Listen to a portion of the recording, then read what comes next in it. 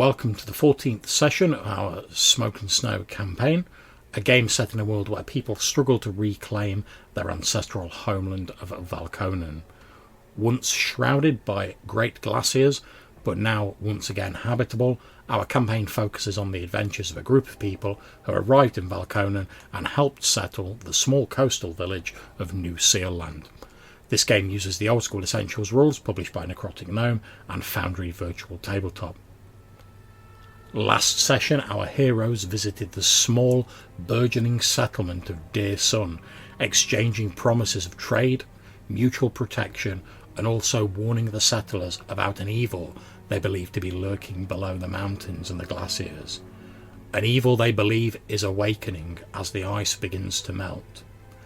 They made an alliance, of sorts, with a ragtag but proficient group of bandits haunting the Whalesong Woods, and robbing traders who pass nearby. Bandits with a particular grudge against a man named Seth Brannan, the second in command of Fort Eastburn. The leader of the bandits, a young woman named Remember McCord, told them how the evil Brannan had poured poison into the ears of Lord Moses Eastburn, the ruler of the fort, reducing the once noble lord to a weak and feeble shadow of the man that he had been, fearful and hesitant to listen to anyone else due to her investigations of Brannan. McCord had been branded a traitor and was forced to flee Fort Eastburn with those few men who believed her story. They narrowly escaped with their lives after being confronted by Brannan and his soldiers. McCord warns the heroes that Brannan possesses vile, dark powers and makes strange, irregular pilgrimages into the southern end of the Grey Heights mountain range to the east of the fort. It was after the first of these pilgrimages that Brannan changed and seemed to become more powerful, bending the ear of Lord Eastburn. Eager to discover the source of these ungodly powers and put an end to Brannan's witchery, we now join our heroes as they trek towards Karn Pass, a disputed area that cuts through the mountain range of the Grey Heights.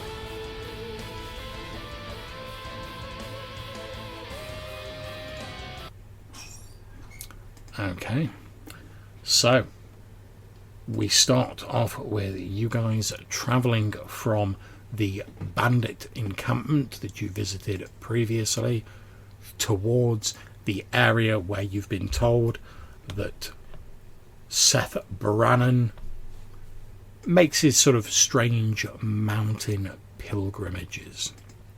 So you will be travelling, if I can select the right tool, that'd be handy, wouldn't it?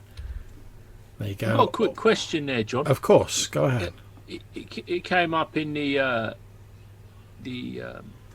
intro there, the fact that the Karn Pass is disputed. That was disputed Indeed. between... It's disputed between the two forts, yeah. Forts, yeah. The lords of both forts are seeking to claim this area because they believe that when Valkonen becomes more settled, the pass will become of greater strategic and trade importance. Yeah. So, because obviously whoever holds it can tax people passing through it and stuff like that. So, as I've said, we join our group as they're travelling from the bandit encampment to this cave that Seneschal Brannan is believed to have travelled to and gained these strange sort of evil powers that he's reputed to have. It's going to take you guys a couple of days to travel there because obviously your movement will be slower because you're moving across mountainous and forest terrain. So you will need to deduct 2 rations for each of you. However, I believe Brother Lomas is planning to do some foraging on the way. So why don't we have a look at that first? Perhaps he'll be able to ameliorate the need for you to use as many of your rations if his foraging is successful. So, Brother Lomas, let's say you've got 2 days of travelling, so potentially you've got 2 opportunities to forage. Now, if you're doing opportunistic travelling, which would be your normal movement, which is obviously halved because you're moving through forest. That's just you like looking around as you're moving. If you guys choose to halve your movement rate again, which would obviously mean it would take you 4 days to get there, you could do some dedicated foraging, which is more likely to yield you a decent result, but it obviously takes longer. There's more chance for random encounters. Now, this is what you want to do about this. Is a conversation you guys can have had before you set off. So decide between you, are you going to take 2 days to travel there, do a little bit of opportunistic foraging on the way, or are you going to slow things down, take 4 days, potentially get more stuff, but also potentially run into more trouble? It's over to you guys. Which do you fancy? And I'll point out as you're moving, before you ask me your question, that the temperature has dropped slightly and there is an icy cold rain falling as we begin the session. You had a question for me, Malcolm.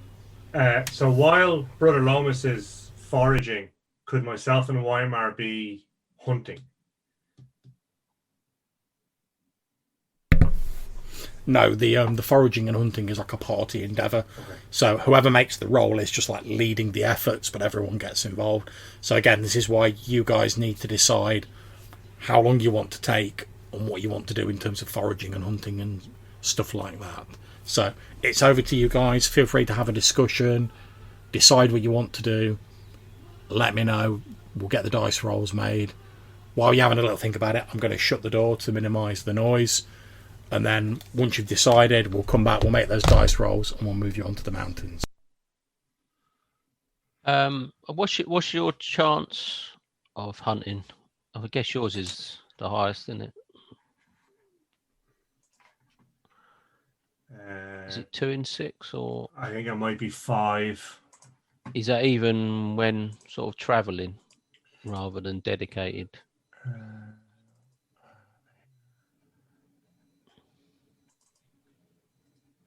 Because mine has to be dedicated to get a better chance. Yeah, so I have 5 and 6 while hunting. But I only get food, whereas you could also get herbs.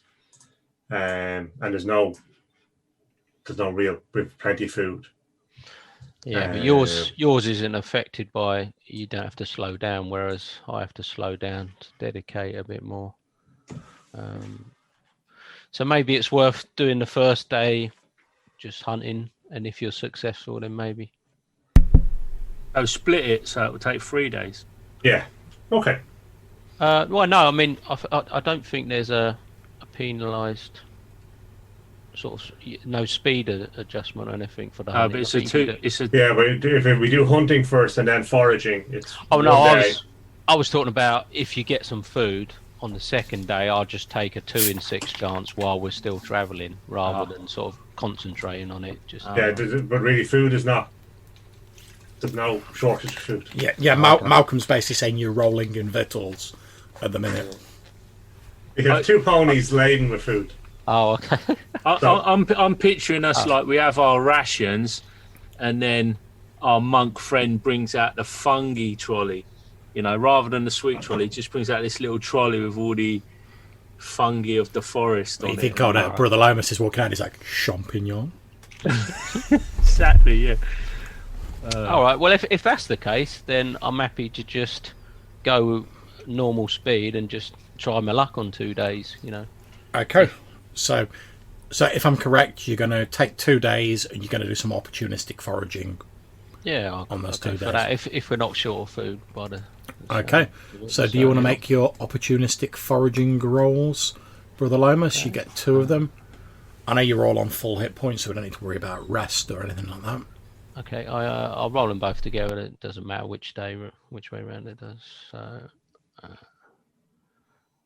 believe that is 1 success. Or 2.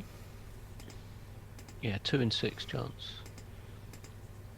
All right, fair enough. Sorry, the dice roll's a bit slow coming up for me. Oh, right, sorry. There we go. So 2 and a 3. Yeah, 2 and a 3 I got. Yeah, so what's your basic chance? Because I know you get a different. It's 2 it's in 6 2 for in a 6, friar, isn't it? Yeah, and then 5 and 6 if you take a slow. Okay, so you've been successful on one of those. So So I'm going to roll a dice. There's an even chance of you finding like food or finding like herbs and mushrooms. So 1 to 3 is food. Okay, so it's herbs or mushrooms. So let's see what he's found. Do you hear that, Weimar? Mushrooms incoming!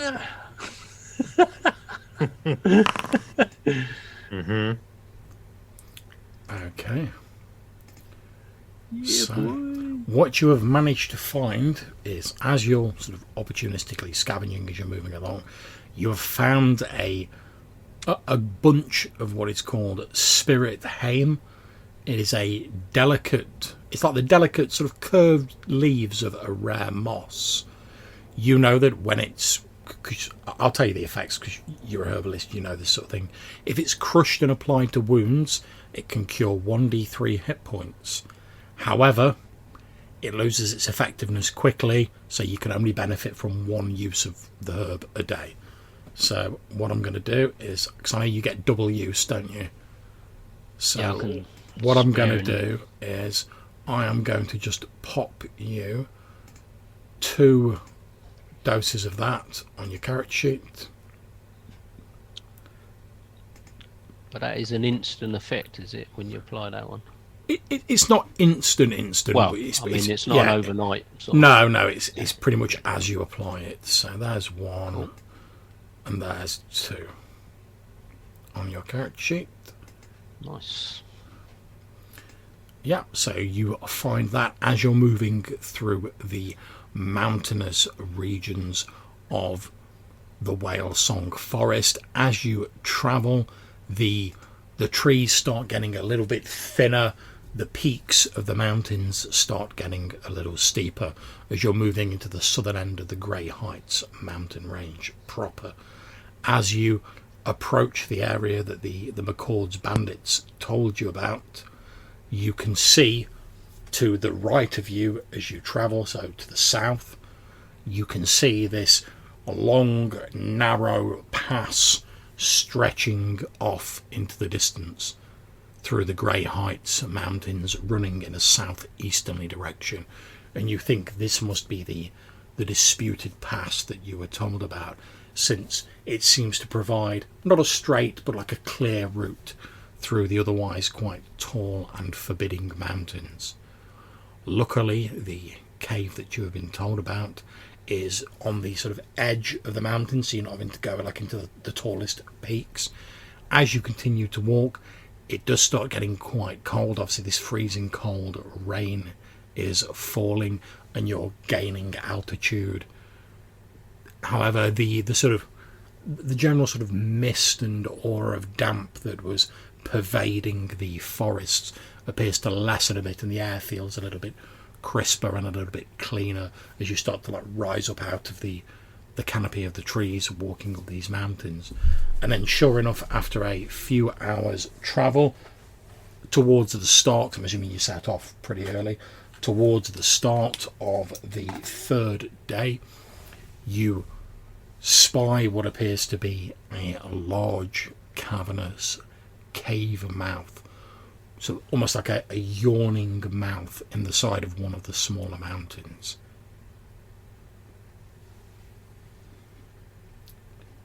What do you do?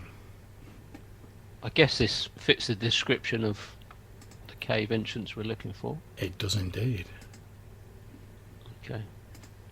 Is there any light coming from within it? Can we see from this distance? You cannot see any light coming from inside the cave, and it appears quite dark inside.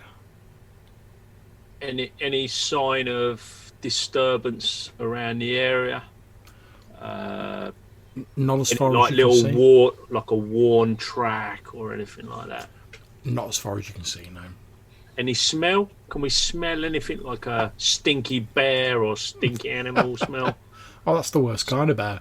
Stinky troll smell? Don't want any more trolls. Roll me a d6. Okay.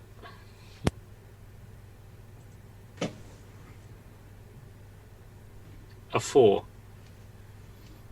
Okay. As you're sniffing around the opening of the cave, you don't really smell anything sort of like animalistic as you're sort of looking around. However, as you're sort of sniffing at it, you know, like that old, you get the smell of that, like sort of almost like slightly stale water.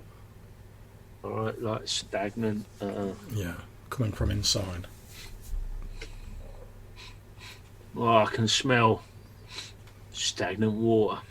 And there's also, as you stand there and you're saying that, and you're like, you sort of like, you're not going in, but you're sort of like sniffing around the entrance. There's also a very faint sort of underlying note of vegetation. You know, like if you go into a greenhouse and you get that, well, like with tomatoes, and you get that smell of the sort of greenery. There's a faint underlying smell like that just below the sort of smell of like slightly stagnant water. Oh, so somebody could be growing something. This could be some hydroponics. Should I sneak in for a look? It might be a good idea if you're proper stealthy about it, Malcolm. I'm always stealthy, Leo. Except that one time. Okay.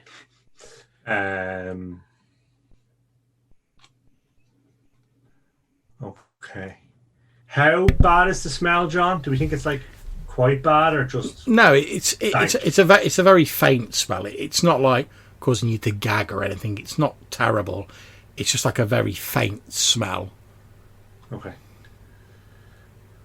Okay, so then I will take out my bow, notch an arrow, and I will creep into the cave stealthily. Okay. Would you like to make me some sort of sneaky stealth roll? I will. It's a bit of a smell of cultivation, really. So our man could be growing something. Yeah, you notch an arrow, you sneak into the cave using your dark vision. It's a fairly sort of roundish cave. It's about 40 by 40, give or take, you'd estimate. It's a rocky cave. There's nothing particularly unusual about it. There's a little bit of moisture that's obviously like condensation style, like dripping from like stalactites in the ceiling. The main feature for you is near the centre of this round cave is what appears to be a drop in the floor, which appears to drop down into like further caves below.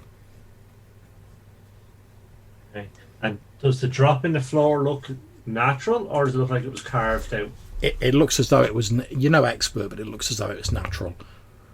You sort of have a quick peek down it, and you can see there's further caves beyond sort of the range of your vision. You would guesstimate it's maybe like sort of 10 feet down.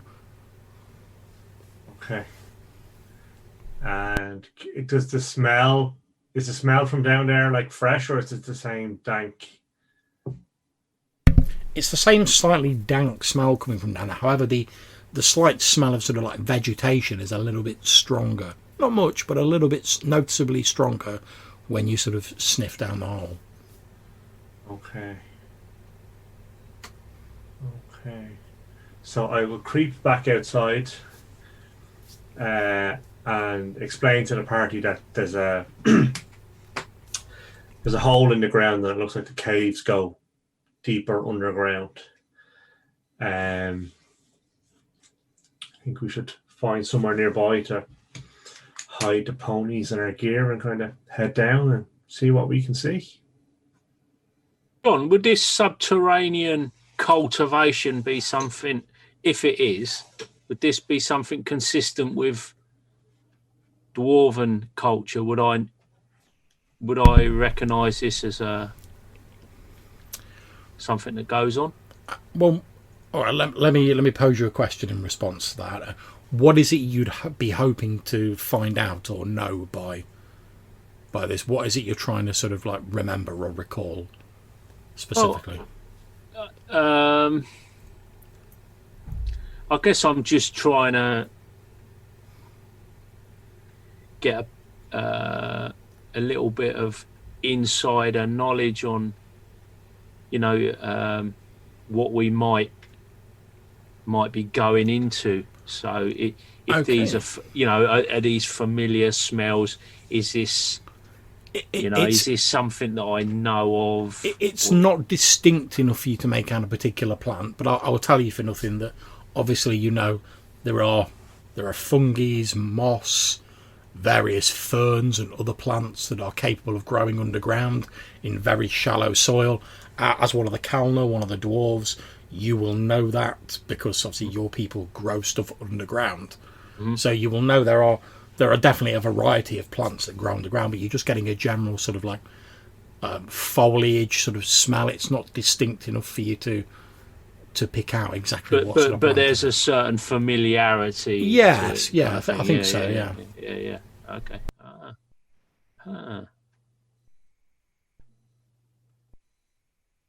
Yeah, seems like this fella's up to something. I can smell the familiar smell of plant cultivation. I'm wondering if he's if there's some sorcery afoot. It's certainly heard of that people would use, plants and such as ingredients for such black magic. I've heard of such anyway. Yeah, he's probably got some ingredients that he needs, and perhaps this is where he's cultivating them. Well, maybe if we destroy or remove them, then his powers would weaken over time. Yeah. But with a place valuable to him like that, I think we can expect some guardians. Would Malcolm be able to detect any sort of footsteps or tracks or anything? Is that something you may be able to help us with? I think so. You certainly have the tracking ability. Yeah. If this guy's got a power over plants and things like that, we might want to be cautious. So I guess I'll have a quick look around and see if there are any tracks or any what might be, animals or travelers passing by, or whether there's anything like that at all. Okay, make me maybe a tracking roll. The chance of success is listed on your ability on your character sheet. It's based on your level. It's a D100, like percentile chance. Okay. Let me know if you succeed, and I'll tell you if you see anything. Okay, so that will largely depend on whether you want to add all of the modifiers. No, I'm just going to do it straight with your total as it is, though.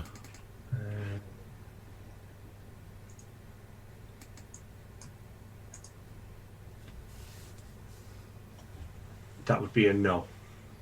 Okay, so you do have a look around, however, you don't see any signs of tracks. Definitely confident he has no guards or anything. Should definitely just go down into the scary hole. Into the cove. I'm a bit concerned by these, as you said, this plants or whatever's being cultivated. Maybe we should try and construct some sort of face mask or something to protect us from any spores in the air, or something that could have some effect on our minds.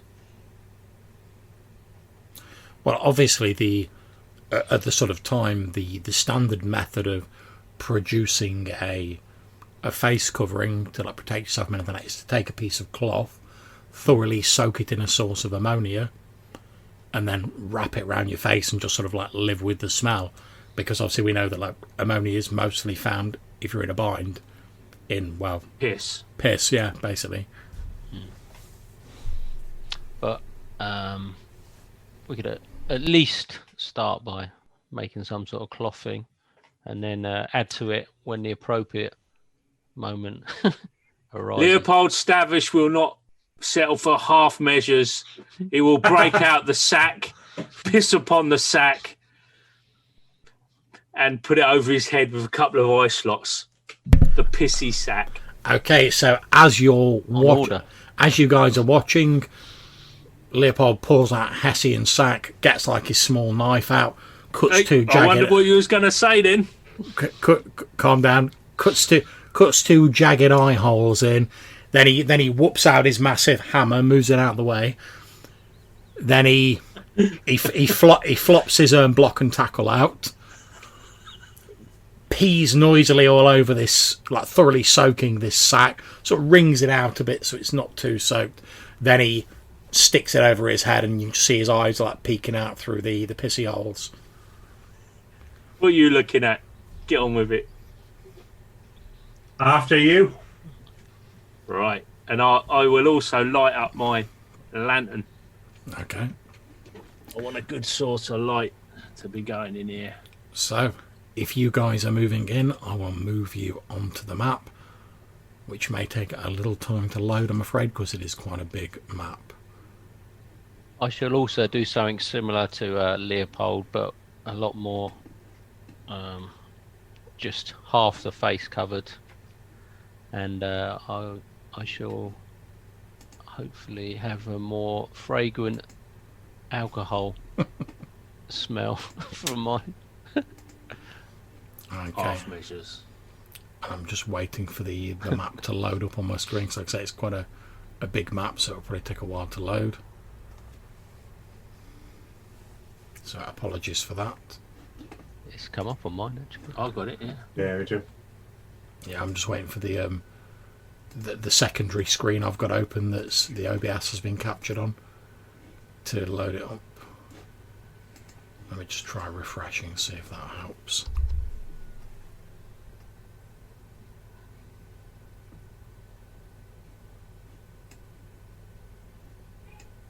Ah, there we go, lovely jubbly.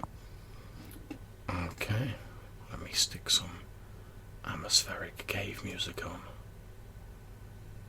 There's a green arrow pointing to the trampoline. Are we supposed to jump on that? That's fine. The green arrow effectively shows that's the hole. Gotcha. Yeah. I thought it was. So, as you're looking at it, obviously you can see the sort of the passageway underneath it. But that's just to indicate that that's the hole. So you got to the left. Is that the outdoors where we came from? Yes, it is. Yeah. Right. Gotcha. Well, this is the exit to the cave. The bit that's sort of over here is on the lower level. Oh, okay, right. And of course, as soon as I the very instant I clicked on F5 to refresh my window, that was when the map loaded, and it's now refreshing itself. So typical. Oh. What are we going to do with the ponies? I think we'll find somewhere. Could we bring them just into the entrance here? Yeah, I was just wondering if we could secure them in the sort of... Just in the shelter of the doorway or something. Yeah, if that's what you want to do, you can certainly do that. I guess that'll keep them out of sight. So just, I'm concerned that someone might find them. But there's no tracks. There hasn't been anyone here in weeks. We should be fine. Right, I think what I'm going to do, guys, because my browser is really not playing, I am going to switch my OBS to my sort of GM screen. I'll just have to rely on you guys not to look at the stream while we're gaming. Just give me a moment. Apologies again. I don't even know what this witchcraft you speak of is. That's all right. This stream, this magic stream. Magic stream of OBS. Black magic. Yeah, there's already been one stream. Yeah. And, I was going to say that's not the stream I'm concerned with at the minute. Mm-hmm. Right, okay, so I think it's actually just loaded on my browser, so that's handy. The stream of dwarven gold. The stream of justice. Oh, it was more of a puddle. A dribble. It takes all sorts. The monkish dribble of doom. So, as I say, you guys are in this small round cave. roughly 40 by 40 feet.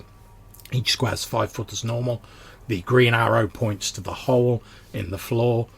As Malcolm told you, it drops down roughly 10 feet, and then you can see that there's a sort of like craggy, like further caves beyond it, sort of heading away roughly to the north. Should we find a good securing point for a rope? And Well, if you could lower me down, if you like assisted me, we could just like, you know what I mean, lean over and just dangle down it. By the time we've hung down, it'd only be like a couple of foot, wouldn't it? I was more concerned about getting back up. You're too cautious. I have a grappling hook and a rope. But, well, that sounds suitable. Is there like stalagmites? There are stalagmites coming up from the floor and stalactites coming down from the ceiling. Okay, so I think we'll wrap the rope around one of the stalagmites coming up from the floor, and our good friend Leo will drop down, and if he survives, we'll follow. Yep. I will survive. Not a problem. So you all drop down in this hole using the rope. There's no problems getting down there. So I'm just going to move you all to there. And you can now sort of gain access to this passageway, sort of heading up to the north, which is on the lower level. Now, what I'm going to suggest, just to speed things up, is I'm going to suggest that you have one person who is the party leader, and they basically select all of the tokens and move them at once. So whoever you choose to do that, you can basically just drag a rectangle around all 4 of the tokens, and then you can just sort of either use the arrow keys or sort of drag them to move the whole party, which you can see I'm just doing at the minute, just to speed things up rather than have everyone have to like move their tokens individually and whatnot. Obviously, if you split up, we can deal with that as and when. Who's the scoutiest person? I am. Then I vote Malcolm. I'll be right behind you. The other thing I'll be right next to you if you like. I'll start. If we go 2 by 2, I'll go up front. I'll be your left-hand man. One thing I will tell you guys that you'll notice immediately is as Leopold stood there and he's like, I vote Malcolm. Like in the distance, you can like, Malcolm. Oh, it's a bit echoey, is it? Malcolm. And the other consideration is, I assume we all need light to be able to see. Yeah, I've got a lantern of light. But I'm just wondering if Malcolm should go ahead of us so it doesn't affect his dark vision somewhat, and we can keep the light behind. Yeah, I could do that. In which case, did you want to die, Malcolm? Well, if you're going to split up, I suggest what we do is we have Malcolm move up ahead, and then we have one of you 3 move the rest of the party until you like glom back together. Yeah, I mean, I don't know how far ahead you'd have to be to not be affected by the lantern light. Well, lantern light is 30 feet. I believe your dark vision is 60 feet, Malcolm. So basically, Well, if he's just going to get jumped by the killer mushroom vines and mushrooms. He'd only be 30 foot away, won't he? So we'd be able to see him die. Oh, that's all right then. All right, and the only way out of this location we're in is this northern passage, is it, John? it certainly seems to be, yeah. Okay. Obviously, Right. there's the exit to outside, but yeah, the only way of going further in seems to be this passage. Okay. So I'll move 30 feet ahead. Okay. I'll move when you sort of move further. Okay. And I'll just point out, these are like lines you can see here. They just show slight ridges in the floor or slight changes of elevation. They're not enough to cause you like serious problems. It's just like, well, the ground's like a few like feet higher here, or it's a few feet lower. Okay. And is that the same over here? Yeah, as you're sort of looking over in that direction, you can see that, yeah, there's more changes of elevation sort of here and here. There's also what look to be large sort of piles of rocks and rocky outcroppings here. Okay.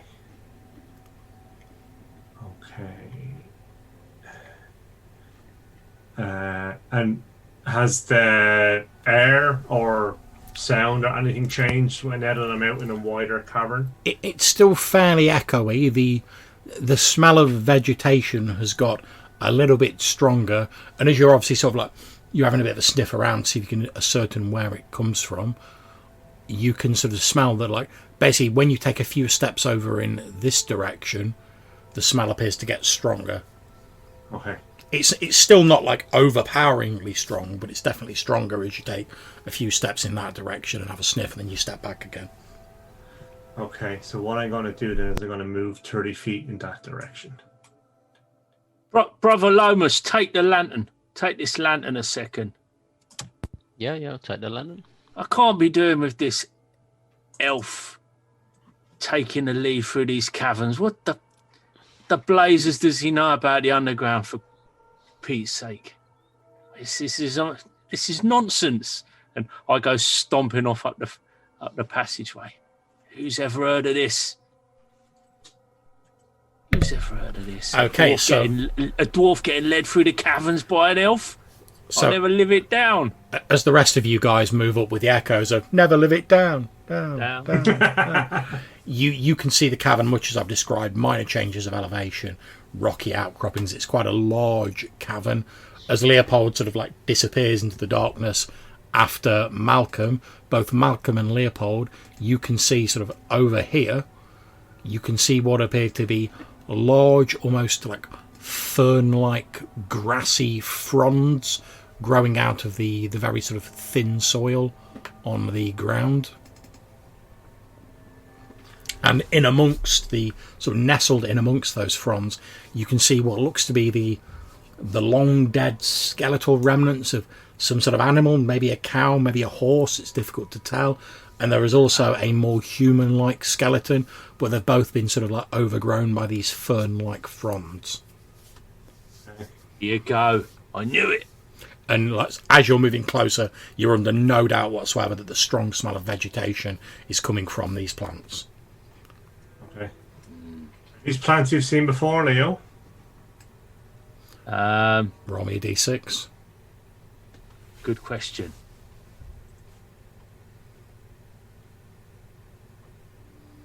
I don't believe so. Okay, you think it's one of like a variety of underground grasses, but you're not sure of the exact species. Obviously, you're still some distance away at the minute, so...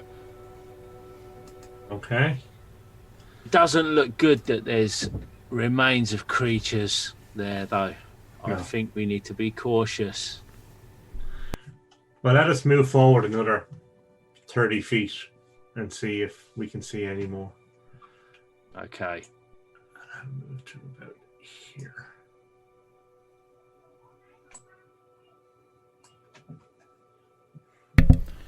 Okay, Leopold and Malcolm, as you move forward with Brother Lomas and Weimar following up, and obviously Brother Lomas and Weimar, if you want to do anything or say anything, please just jump in and interrupt me. Malcolm and Leopold, as you move closer, you can see that there is indeed what looks to be a human-like skeleton, although it looks a bit more sort of like primitive or like primate-like, sort of intertwined with the roots and the fronds of this strange sort of grass or fern. And likewise, there is a skeleton of what now seems pretty much likely to be a horse of some kind, but again, it's got like roots and fronds of these furs like growing through the skeleton. Yeah, I'd say that maybe these plants have been feeding on these creatures. Or I wonder if they were brought in here, or whether they are unfortunate victims. Does the skeleton, the humanoid skeleton, have any kind of clothes or anything that might indicate how long it's been dead or what kind of creature it was? Or... It doesn't have any clothes, and it appears to be completely skeletal, so you would guess it's not recent. Okay. Like, there's no, like, scrap of flesh on it or anything like that. Likewise, the horse has no, like, tack and harness.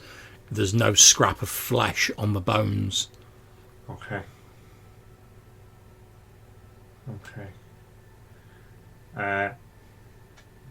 Do you think we should give it a wide berth and make sure there's no one else here and then come back and examine it, or do you want to? Oh, I'm happy to keep it at arm's length. Okay. At least for now, till we know more about this place. Okay. Should we go north? So. Yeah, so Let's move up to about here.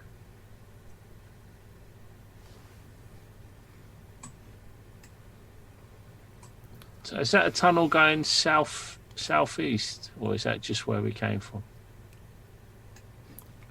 Sort of down here, that's where you came from. Yeah.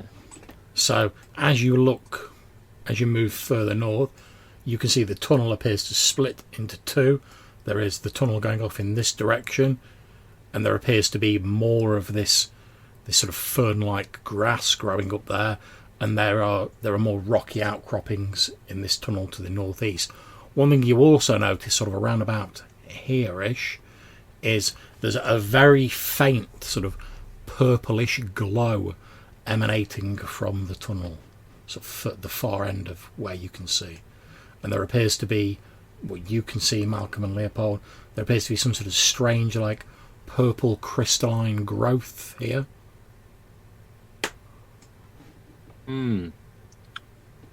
That seems a little bit more promising. Maybe something in my wheelhouse in the prospecting department. I feel my curiosity is piqued. Okay. Malcolm, there seems to be some crystal deposit there that I would like to investigate. Okay. Should we wait for our companions, or? I mean, I'm imagining we've gone ahead here just to, prevent an ambush situation, but I think we could perhaps set up here and forage out from this point. Okay, so I'll just give Weimar a whistle. That. Okay, so Weimar, you hear. I think that's our cue.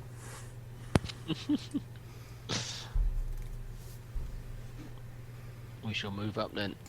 Yeah. Okay, I think you might still have Leopold selected as well, unless he's sprinted ahead. Yeah, I don't know. I just suddenly moved on the map here. It's fine. Like, Leopold's moved. Sorry, Malcolm's moved up, so I'll assume you're roughly in the same place. Okay, so yeah, as you move further up, the two of you, you can see again like another sort of area of this strange sort of grassy like ferns here, just to the sort of like the northwest of you, and then directly to the north is what appears to be a large patch of a sort of amethyst purple crystal that appears to be like glowing with a light, almost as though there was like a light kindled inside each of the crystals, and it's shedding this ambient sort of soft amethyst purple light. I was just wondering, Brother Lomas, did you recognise this plant, this ferny growth? Can I see it with a torchlight? Just about. Let me just click on you and I'll tell you. Come past a bunch. Yeah, you can see it, yeah. Our lantern light did not show it previously. Oh, right. But, okay. Yeah. Well, I'll tell you what, if you make me a foraging roll, I will tell you if you know anything about it. I shall have a look. And obviously this counts as dedicated foraging because you're moving quite slowly. Oh, in that case, yeah, 5 and 6. Okay, you're pretty sure. I mean, you're not 100% sure because you're not close enough, but you're pretty sure it's a carnivorous grass known as slumber grass. It's a carnivorous plant that produces spores in the air. Anyone who inhales them falls into a deep sleep. And whilst they're slowly asleep over the course of days, the plant sort of puts its roots into their bodies and like sucks all the nutrients out of the body, like absorbing them, hence the lack of flesh on the horse and the unfortunate humanoid skeleton. However, you know that like they're not really dangerous in terms of being carnivorous because they so slowly digest stuff that if you're even slightly awake, you just move. The real danger is if you fall asleep and there's no one around to help you, then you're going to stay asleep and they're going to slowly digest you. But the spores are only shed over like a very sort of immediate area, so you like they pretty much rely on people getting close to the plants and being like, oh, what's that? And that's when they get people. They don't like move, they don't like shed their spores for like miles or anything like that. So as long as you're like not within like a few feet of them, you're good. They were not expecting wily adventurers with sacco piss on their head. That's it. Yeah, as I expected. It looks like slumberweed. Call it. If you get too close, there's a chance you could fall unconscious. So give it a bit of a wide berth, I would suggest, just to be safe. John, this crystal, does it look anything like the Chaos Stone that we've seen before? Not really. It looks vaguely similar because they're both sort of crystalline structures, but that's really the only similarity. This just, like I said, this is a purple crystal shedding a very gentle light, whereas the Chaos Stone is like this pulsating, like green sort of pestilent aura that emanates from it. Whereas you're not getting any of the sort of feeling of like foreboding you get when you got near the Chaos Crystal. This just seems like a group of like almost like geode-like crystals that are sort of shedding this soft purple light. Okay. For roughly like a radius of about 30 feet around the crystal outcropping. And briefly, John, this slumberweed stuff, has it got any medicinal sort of? Well, the main use for it is if it can be harvested safely. Obviously, it's very useful for like curing like insomnia. For like if you needed to treat someone with like a serious injury, it's got like mild antiseptic qualities. And even if it's sort of removed from its roots and yeah, it doesn't tend to last very long once it's picked. To be honest, that's why it's not really been sort of mass marketed, for want of a better term. But it does have a few sort of minor applications, but nothing to really justify the sort of the hazards of harvesting it and the trouble of keeping it. That's why it's not a widely grown crop as such. Yeah. You only really know about it because you've made a study of such things because you're a monk. Yes, I believe that my people call it snore snag. That's correct, they do. We give it to the berserkers at times to calm down their frenzy after battles. If they've still got the bloodlust upon them, we give them some snore snag and they soon calm down. I could see it used quite regularly in the dwarven towns and villages. It can be quite useful, but this seems like a sort of a slightly different variety to what I'm used to. Normally, it's we grow the deeper, the much more deeper stuff that's more pale. Yeah, yes, more pale. You would know that the snore snag that the dwarves use, they've sort of like selectively bred it, so it's easier to harvest. It doesn't have so many of like the harmful spores, and also it has like they've selectively bred a much stronger sort of calmative quality to it. So they've sort of, like they say, they've sort of selectively bred it to get the characteristics they want. Whereas this is obviously just sort of like a wild variety of it. It's not been cultivated. Also good if you're, if you've been battling for many days against the sort of subterranean foes, and you need to get pulled back off the lines. If you're not sleeping and you're getting vicious nightmares and things like that, you just get some of this into your brew, and you'll be right as ninepence in no time, back to the front.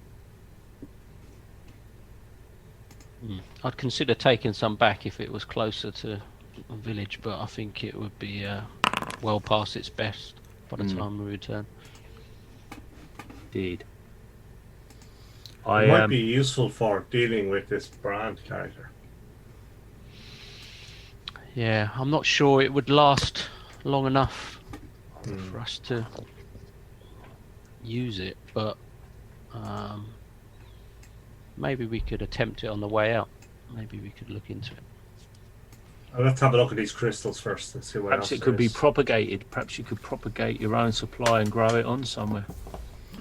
Okay, at this point, I'm going to ask, can you all make me a d6 roll to see if you are surprised? Obviously, if you don't have any bonuses, if you get a 1 or a 2, you're surprised. And I will roll for the NPC, who is not surprised. Okay, so anyone who is surprised will not get to act in this next round, but can then act normally. This is So that's no one currently. Okay, lovely. So, you guys all hear from sort of near the crystal, you hear this like and heavy footfalls, and you see what looks to be a large, shaggy, sort of blue-white humanoid. It's about 8 foot tall.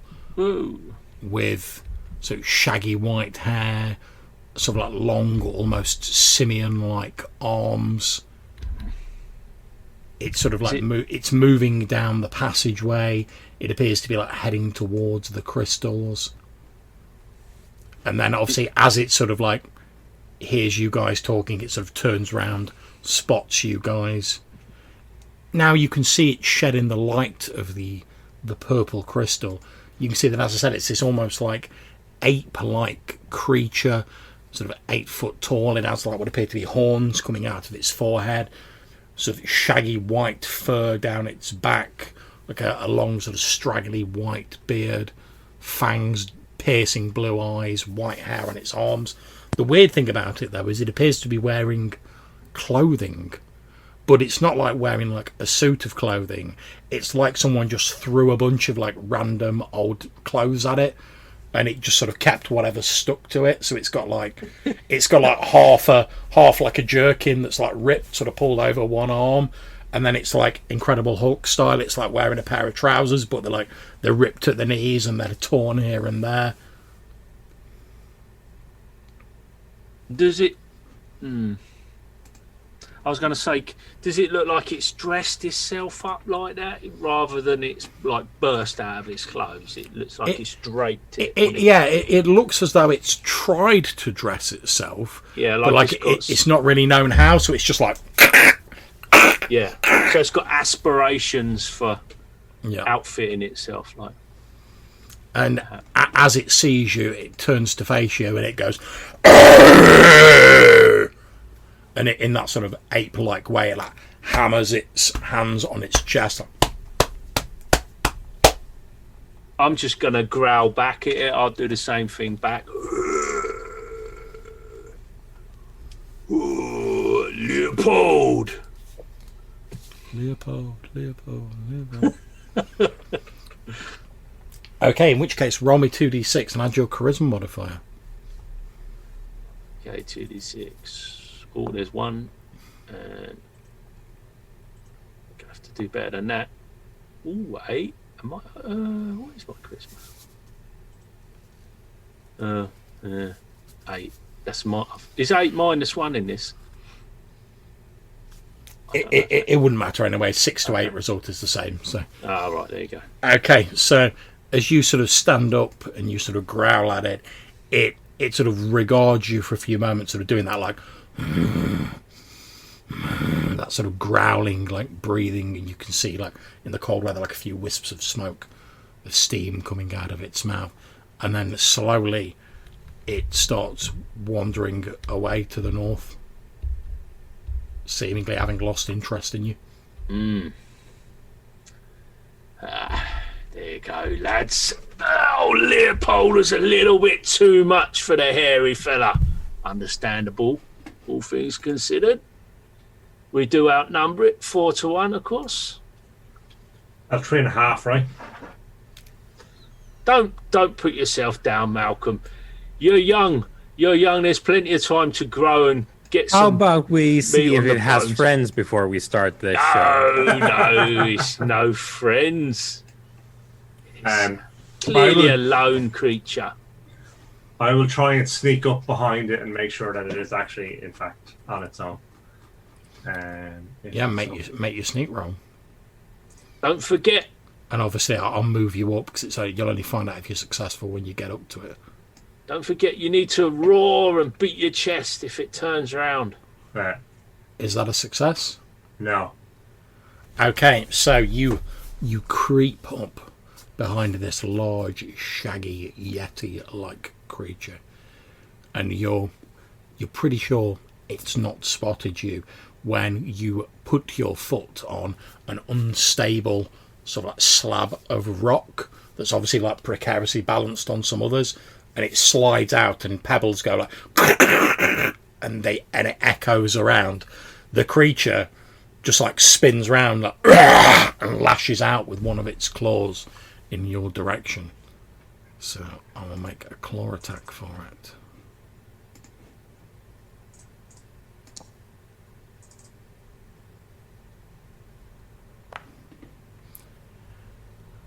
And I believe an 11's not a hit on you. No. So it lashes out with its claws. Luckily, as you felt the sort of the rock giving way beneath you, you were already sort of throwing yourself backwards. So as it spins around, it just doesn't really aim. It just lashes out with its claw. You've already like leapt a few feet backwards, and the claws flash through the air a mere few inches away from your exposed neck. Okay. But obviously now it's facing you, and again it's giving it like the. So I'm just going to copy Leo and roar back at it.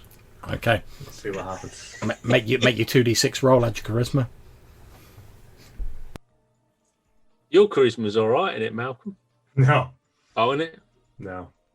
Somebody is quite charismatic. And he does. Oh dear, and his throat gets ripped out. And he does have the disadvantage that he hasn't got like a group of other armed people behind him, which I took into account with your role, Leopold. Because like you say, Yeah. even though it's 8 feet tall, it's like there's 4 of them. Yeah. And Okay. there's a really hairy one.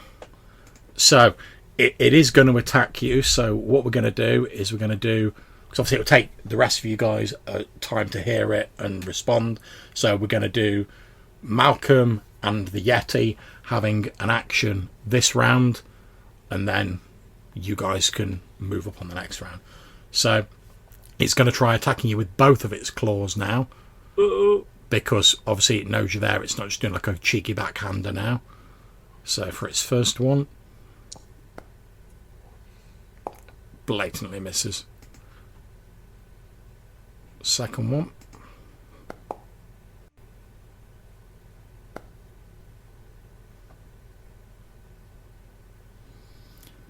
okay, so again it flails at you with its claws, but using your hunter's agility, you're sort of like scrambling behind rocks and jumping over rocky outcroppings as it's like and you see like a few of these sort of like stalagmites just like almost detonate as it brings these razor sharp claws down on them, where a few moments before you stood, but each time it swipes its claw down, you've already seen the blow coming and you've like dodged out of the way.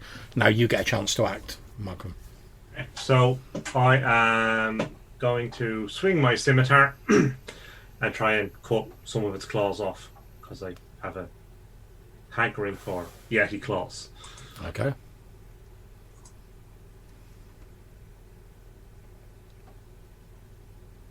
And miss very badly. I saw the big rolls this evening. They're all coming out. Indeed, you actually hit it with your scimitar. However, its hide appears to be extremely weathered and tough. And although you do like a small sort of shallow cut on it, it's nowhere near the damage you would have expected from like the force you put behind your blow. Okay, now the rest of you guys, obviously, you've heard all this roaring and chest pounding. You've heard like the shh of the scimitar being drawn and echoing around the corridor. You've heard sort of like Malcolm as he's been like jumping behind rocks, and rocks have been exploding everywhere as this Yeti's smashing them to pieces. What do you guys want to do? I'm gonna move up a bit and lob my hammer. Okay, go for it.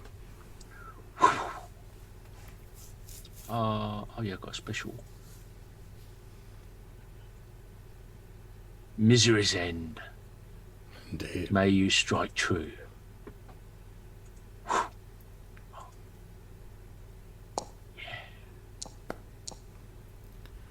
And strike true it does.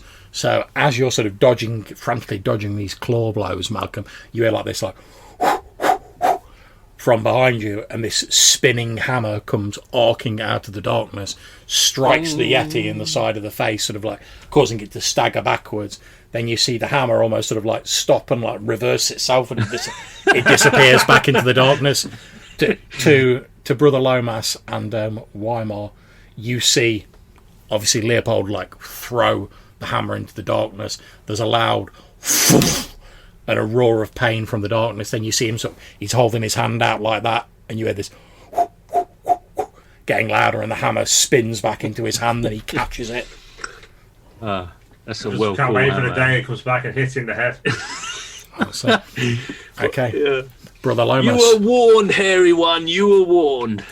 Brother Lomas, what do you want to do? Okay, I'm not convinced that my staff is going to be very effective against this 8-foot creature. I'm going to take a trip over to the slumberweed. Okay. And covering my face or pushing my cloth mask up to my face as much as possible, and at an arm's length, I'm going to try and pull some of this foliage from it to try and potentially put this creature to sleep. Okay, so can you please make me a save versus paralysis? You get a +2 bonus because you've covered your face. See that one? I think it's that one. Oh, I didn't. Okay, but you've got a +2 bonus, which takes it to 12, which is a success. So luckily and purely thanks to the fact you've covered your face, like you start feeling like a little bit drowsy, but you tie your face covering a little bit tighter, and you're okay. So you've managed to get close enough to it without falling victim to the slumber spores. Did I not need a 14 though? No, it's oh, sorry. I'm looking at the Yeti's saves. My apologies. Well, I mean, it would be good for me, but well, I do appreciate your honesty. Let me have a look at it says 14 on mine. It is 14, yeah. So I apologise. I'll have to briefly retcon that. So Weimar, as you watch, you see Brother Lomas move closer, and as I say, he starts feeling a bit drowsy.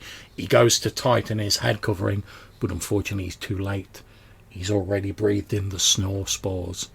And as you watch, he sort of slowly falls down onto his knees, topples over onto his side.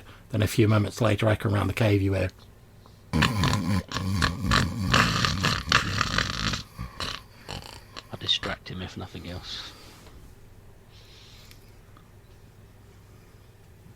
Okay, is it my turn? yes, it is indeed. So, I'm not sure about how the distance works maneuvering around these, but You don't take any penalty from manoeuvring around those rocks. okay, cool. So that was 20 as far as I measured. Yep.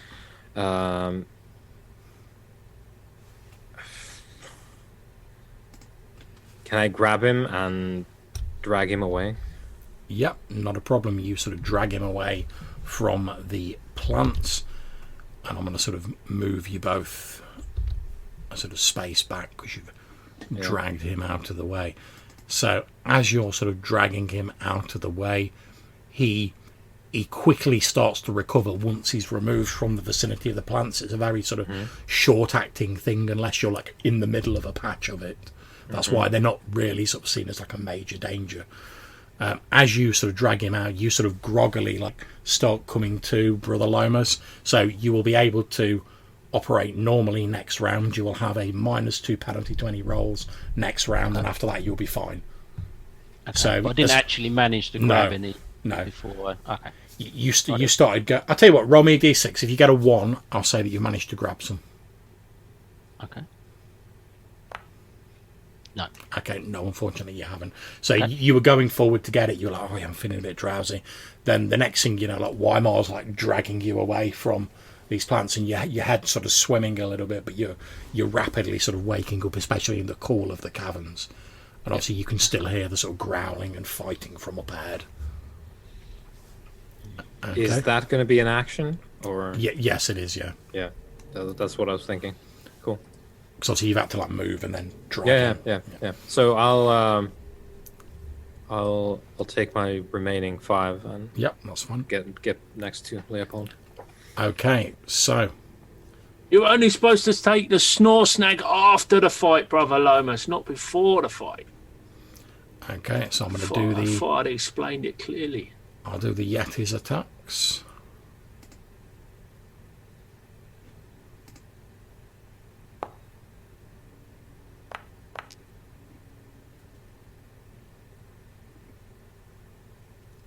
Okay, so I believe 14's just enough. No, 6. You've got 16, haven't you? 16, yeah, because I got that. Oh, ring. yeah, lucky you've got that ring. Okay, so actually, as it swings its claws toward you, it appears as though it's actually like it has hit you, but as it does, you feel like the ring on your finger appears to like it grows like slightly warmer. It's not painful, but you can just feel like a slight warmth in it. And when it sort of pulls away, it's basically like there's a bit of a shred on some of your clothes, but you are otherwise unharmed. So I'll make it second claw attack.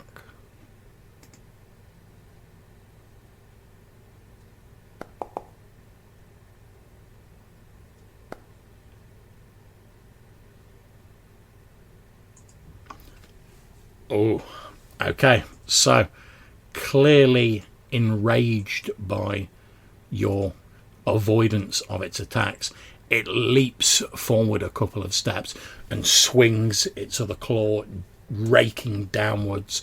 You throw yourself to one side at the last minute, but one of its claws catches you, nicking you and causing you 1 hit point of damage as you feel like a sharp line of pain scratch down the side of your neck, and you feel a single dribble of blood drip down under your jerkin.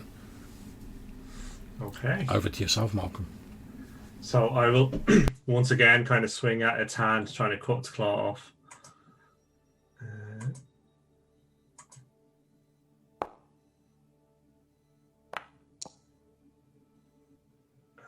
Yeah, that's not going to do it.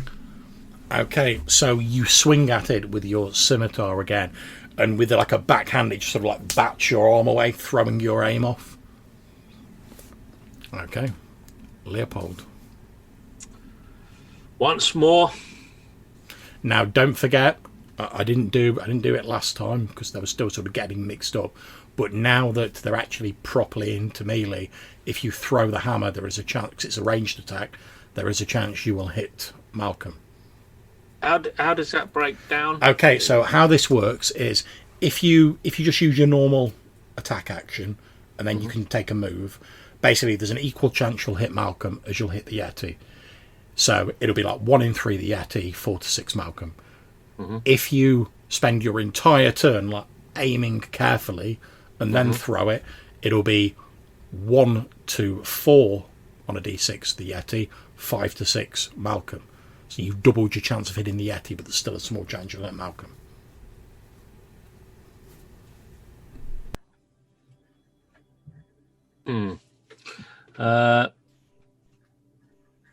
Can I get in there from here? Okay, let me just have a quick look. That's about 25 feet. Yeah, you should be able to. Okay. Then I will charge in and whap it upside the head. Okay. Move yourself in.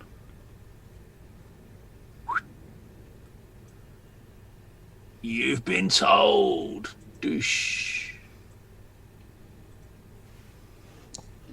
Bong. Okay. I don't know if this is adding my bonuses or what. It is, mate. It is. Yeah, Trust me. okay, cool. I can see the breakdown. Okay, yeah. I don't see anything. I Yeah. just see the die. So you run in, you whap it round the side of the head with this hammer.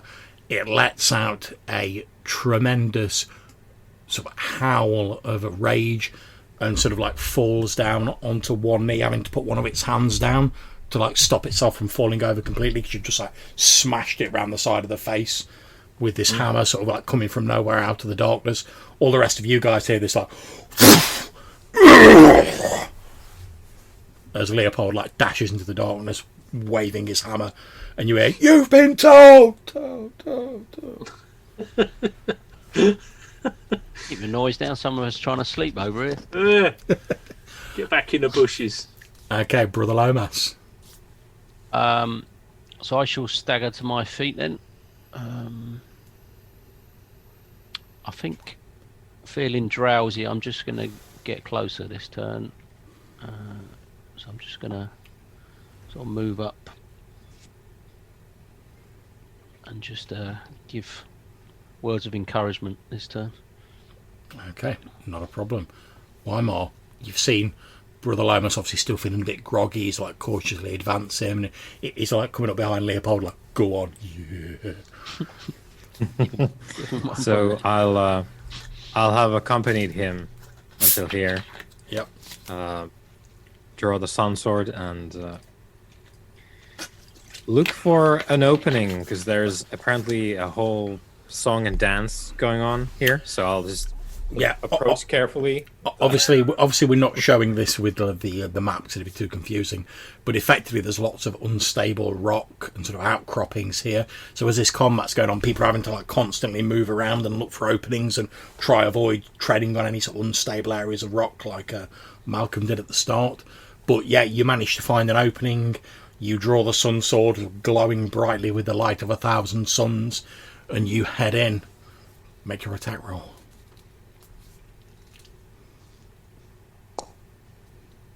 Well, okay.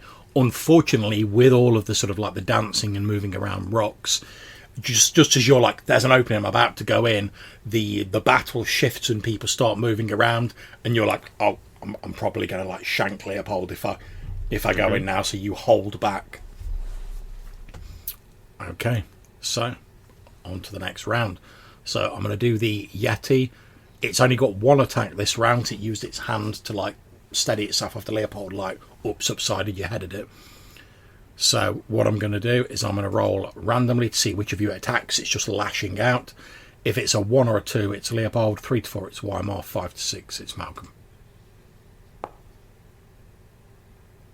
Okay, it's Leopold. Obviously, it doesn't like being told.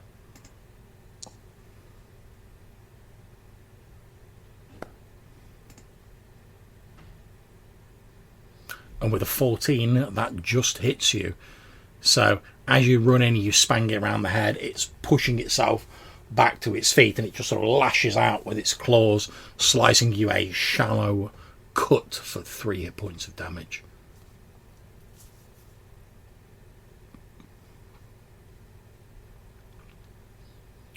Okay, Malcolm.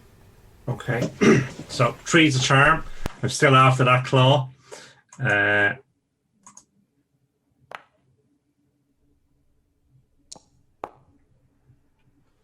And I'm still waiting. It seems quite attached to its claw, and as you lash out with the scimitar, it sort of jumps backwards, sort of like boosting itself off the ground with like the hand that's still on there, putting its other hand down and then pushing itself up off the ground, or in a very ape-like fashion, jumping backwards a short distance out of the range of your blow. Leopold. I barrel into it, closing the distance. Yeah, you can see it's balanced on the edge of that sort of like rocky outcropping with the tokens on. It sort of jumped back onto it. I'm going to do an upswing and try and clump it on the jaw. Go for it. Boom! Oh. It's the Tyson of punches with the hammer. Okay, so would you like You've got to watch the little guy with the uppercut, I tell you. So would you like to describe how with that mighty uppercut you have felled this savage beast? Yeah, like you say, so he springs back, he's on that little up crop, and I kind of bend down, crouch down, get all the strength coiled up in my my quads, and then just like power out from the ground with an upswing and dish with a hammer, and he just lays him out. Indeed. And that is what happens. You watch as the hammer swings up in an arc, catching it underneath the chin. You hear a snap as its head goes backwards. It sort of wobbles for a few moments and then falls over backwards with a loud thump that echoes through the cavern system onto the flat rocky outcropping that it was standing on. Chin up. John, do we think that its kind of claws or horns or anything would be worth money? It's possible. You're not really They're all sure. littered over the cave now. They all pop out. If you put your hat out, you can catch them as they fall. I mean, you're not really sure what the going rate is on Yeti claws, to be honest, but there's a chance they might be worth something. Okay. I think They're not something you see every day, are they? So No. Yeah, if you want to take them, obviously I've not got any items set up for those yet. Fine. But note down that you've basically got two like full like sets of Yeti claws, and you've got a set of Yeti horns. If nothing else, you could make yourself like the world's most pimp helmet with them, Yeah. you could, or some like probably, knuckle dusters. You could probably. Well, nobody's like. I don't think anybody's cut this creature. I've just battered it with the hammer, so you'd probably get a pretty nice skin off of it. Yeah, Get to a be honest, nice pelt. most of the damage done to this creature has been like the side of its head and its larynx. So like the actual the horns have maybe taken a little bit of a scuff, but like the claws are untouched. They've maybe got a few scratches from when it smashed the rocks up, but Okay, so can we skin it as well? you can. Obviously, that will take some time. Anyone? A Time? Yeti skin's got to be fairly collectible. Yeah. All right, it's not a Pokemon card. Well, it's a little bit outside of my expertise. It's a bit more of a these mountain men folks. They're into all this hunting and stuff. I keep looking over my shoulder at that amethyst deposit of crystals. Yeah, it's still glowing away, shedding this soft amethyst light. Do I know what that is? Have I seen the like of it before? Again, you think it's just a type of luminous crystal. There's many different varieties of them. The dwarves, more back in the old days than now, but the dwarves used to use them to like light their sort of underground places. They sort of accumulate naturally in certain places. You don't know the wheres and the wherefores of it because you're not one of the sort of dwarves who really dealt with that sort of particularly. But you'll have probably seen crystals that, if not exactly the same as this, were similar. And obviously there's different varieties of crystals that sort of shed different colours of light. But you don't see anything that leads you to believe it's anything other than like a luminous type of crystal. You know that areas where these accrued naturally were quite prized because once they're removed, they continue shedding light, but after a while, like the light fades away. Yeah. So the dwarves tended to try and sort of like make use of natural outcroppings of them because if they picked them, they'd only last for a little bit. I'm just gonna I'm gonna pick myself a bit for old time's sake as I don't know, as a memento of the occasion, I think. Yep, not a problem. Let me just check my rules for those. How much light does it actually give off? That Okay. roughly. Well, you can see that as you obviously you pick when you're holding it up. Now, can you make me this as you go in, Leopold? Part of the difficulty of picking these crystals is if you don't pick them carefully, they can be quite fragile. They can like crumble away. So can you roll me a d6? If you get a 1, like the crystal crumbles as you pluck it. Hey. Okay, so you are grand. Again, I don't have an item for this at the minute, so just make a note that you've got a purple crystal. Yeah, I'm just writing it. As you sort of test it, it seems to shed this sort of like violet light in roughly a 30-foot radius.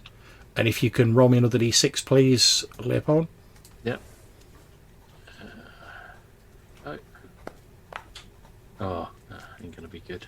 Okay, so this crystal will shed its light for 5 days before fading away. Okay. And then once it's faded away, it's still a nice crystal, but it doesn't have the light. Yeah, that's what I was sort of thinking. If we look in all directions from where we are, can we see any more of these crystals around this sort of cavern?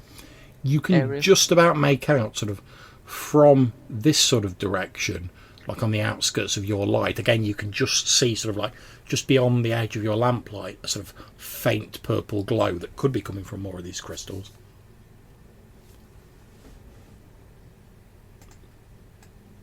That's handy. Should Well, you we move might on as- and have a look? You might as well put the lantern out and use this crystal for now. Yeah, Bartholomew. yeah. Save happy on to the do that. oil. It's expensive stuff, that. Okay, so if Brother Lomas is going to be using the crystal to light his way, just let me make what I hope will be a quick alteration on his token. Yeah, I shall put the lantern out then. Okay, so again, it's still 30 feet. It's shedding the light in.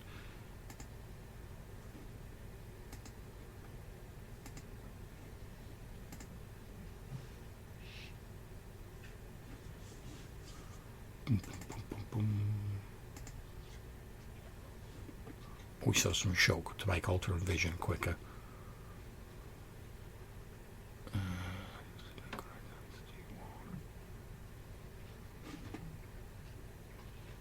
Do you think you can eat Yeti, Malcolm? No. No. You're not hungry enough then. No, definitely not. Okay. So I've made that change. Did you want to try and get some of this snore snag, Lomas? Well, I thought it might have helped to subdue this creature, but obviously it's stronger than I first expected. Well, I could try and get some for you. I've got my sack of piss on. Yeah, well, mine obviously wasn't strong enough. Ah, well, you see. You went for the half measures.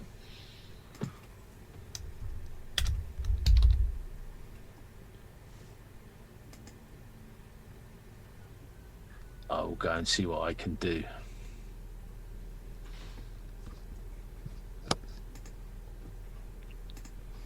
Okay, so you're heading back to get some of the plant, are you? Yes. Okay, so make me a save versus paralysis. You get a +2 bonus because you got the sacco piss.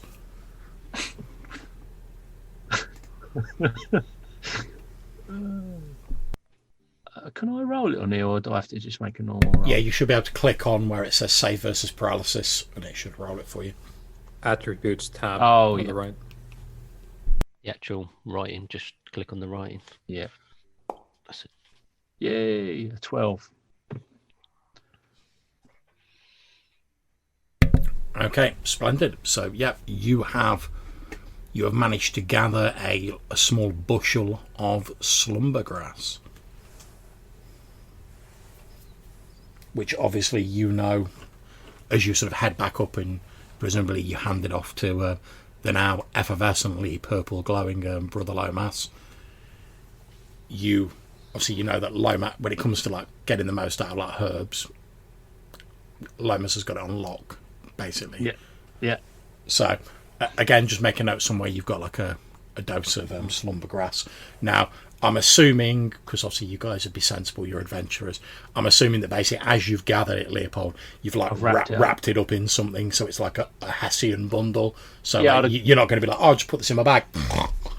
No, I'd have got the bag off a Lomas, whatever he was going to put it in, because I did have a bag, but it's currently over my head and covered in piss. Yeah. Yeah, you can use my small sack. Okay, so obviously all that's been taking a bit of time, so I'll make the old random encounter roll. I've been doing that. Oof. I was just going to say, do we hear anything after that? Bust out the grass. Yeah, look, well, if you pick that grass and then just as you picked it, someone's like, and you're like off to dreamland you go.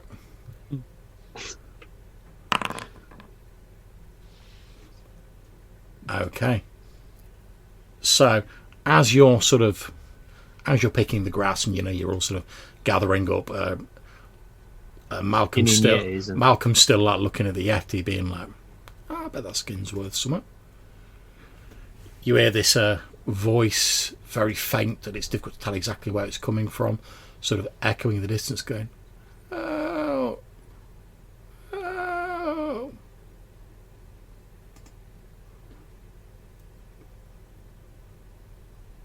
Where do we think it's coming from? Somewhere to the north. It's difficult to tell exactly where because it's echoing all around the caves, but it's definitely coming from somewhere up north.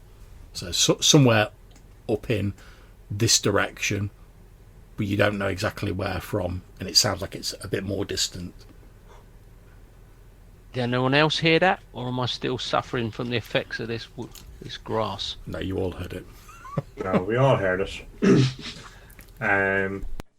Shall we go and check it out? Cautiously. And probably look out for an animal with the flesh from the face peeled back, just in case it's more of that. Hey. But hey, maybe it's a person this time. Okay, feel free to move yourselves. Maybe it's just a regular person down on their luck. For the crystal.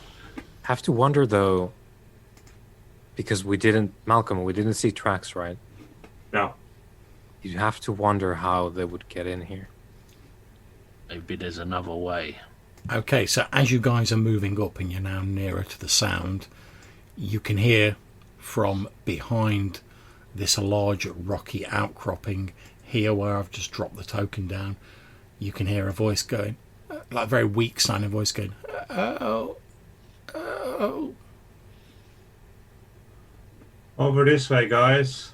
And I'll head over and see what it is. Doppelganger! Oh, shit. Mimic, it's the rock. It's the whole cave. Oh no. Yeah, I'll say you wandered into the gullet of a mimic. Yeah. So Yeah. as you approach, you can see a human. He's wearing your normal sort of like peasant style clothes, like jerkin, a few sort of like scratty furs. However, his midriff is almost entirely clawed open. You can see there's like a thick, viscous pool of blood around him. He's lying sort of like as though he's like dragged himself behind this rocky outcropping, and he's basically like trying to hold his guts in, like he's like fumbling a handful of sausages and trying to push them back into his chest. His voice has a strange sort of like gurgling quality to it as he's calling out for help, and you can see like a couple of like trickles of blood have run out of his mouth. He's not hanging from the ceiling, reaching out towards a strange metal object stuck in the floor, is it? No, I'm afraid not. He's lying in a pool of his own blood and guts, being like,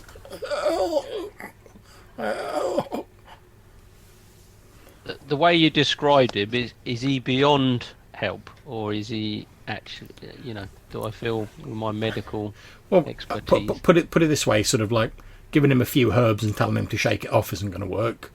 No, He's not beyond the help of magical healing. Oh, okay. He's not like dead, but like he's clearly sort of like, if he doesn't get help soon, he's in like trouble. Okay, yeah. As long as that's not his last sort of breath and... No. Okay. Well, I feel compelled to go and try and save his life. Would you like me to put him out of his misery, Brother Lomas? No. Oh. No. You notice like the man's eyes sort of like widen, and he tries to like push himself a bit away from like Leopold as he's saying that, but he's like so weak he can't like move himself, and he just like collapses back. There's a wet sort of squelch as he basically like falls back in a pool of his own blood. I'm I gonna. thought he might want a quick and honourable death. I'm gonna attempt to cure light wounds on this unfortunate soul. Okay, make your roll. I shall ask. Does he look like he's been hacked up by the hairy creature that we saw? He's definitely got big claw marks on him. Yeah, right, okay. I shall ask Leander to help me, and he's let me down badly. Luckily for you, however, this person being a normal human only has 2 hit points. Oh. So in effect, your magic sort of resurrects him to like full health, which granted isn't great for him anyway because it's like 2 hit points, but because he's a peasant, but he is like fully healed. So as you call upon Leander and you place your hands on him, you see like his, almost as though it's like a video being playing in reverse, his like innards like slither back into his stomach, and then the wounds like close over. There's still a thin coating of blood, but like his wounds have closed over, and he sort of like, he coughs, and his eyes appear to like clear and brighten, and he looks around himself, and he's like patting his stomach like he can't quite believe he's now whole again, and he looks up at you and he's like, oh, thank you, stranger. How did you come to be in these caves and get into such a situation where you were fighting this creature? As you say that, he's like, he basically suddenly goes shh, and he like pulls you down like behind the rocks, and he's like please be quiet. There's a, and he points over in this direction. If I can click on it, he points over in this direction to the east, and he says, "There's a beast in the cave over there," and you can see like a few like blood splatters around the mouth of this like smaller cave, and he's like, I came in through another entrance. I was just exploring, and I was drawn by the purple light of those crystals, and then when I got here, this beast attacked me. I was barely able to like throw myself and almost crawl onto this rock, and it clawed around. It was a great bear. I've never seen the like of it before, and I managed to dig myself in under this rock with the last of my strength. It was terrible. It clawed at the rock for what seemed like hours, and then it seemed to lose interest, and it wandered off back into that cave. My own life's blood leaking from its filthy maw. You sure it was a bear? Yes, it was definitely a bear. I've seen bears before, but it was bigger than any I've ever seen. Okay. Well, obviously I'll warn the others that there's potentially a bear sort of east from here, was it? Yeah. Okay, let me go and check it out, and I will super stealthy mode over to. As you're sort of stealthing your way over, you hear the sort of the guy talking to the injured man, talking to Brother Lomas, and he's like, it must have been nearly 12 foot tall. It was a huge thing. And you start creeping your way into the cave. Obviously, until you actually get within range of this thing, you don't really need to make a roll. Okay. It's assumed that you're being silent.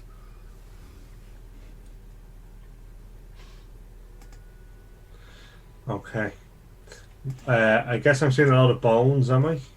You are Okay. indeed.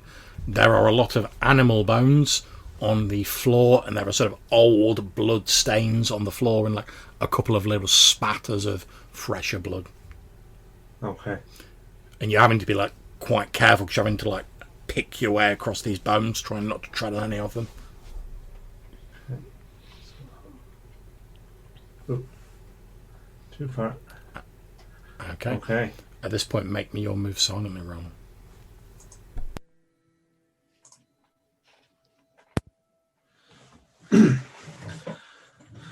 Okay.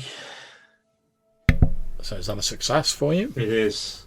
Okay, so you peep round this corner into this cave that is littered with bones, like coating the entire floor.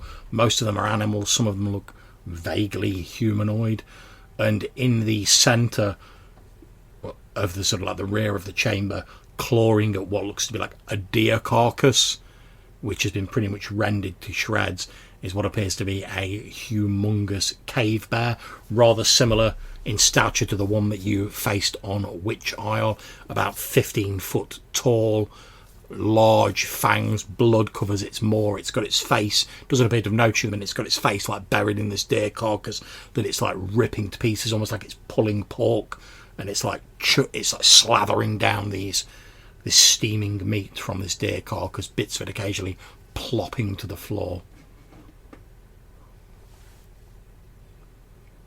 It doesn't appear to have noticed you, though. Okay.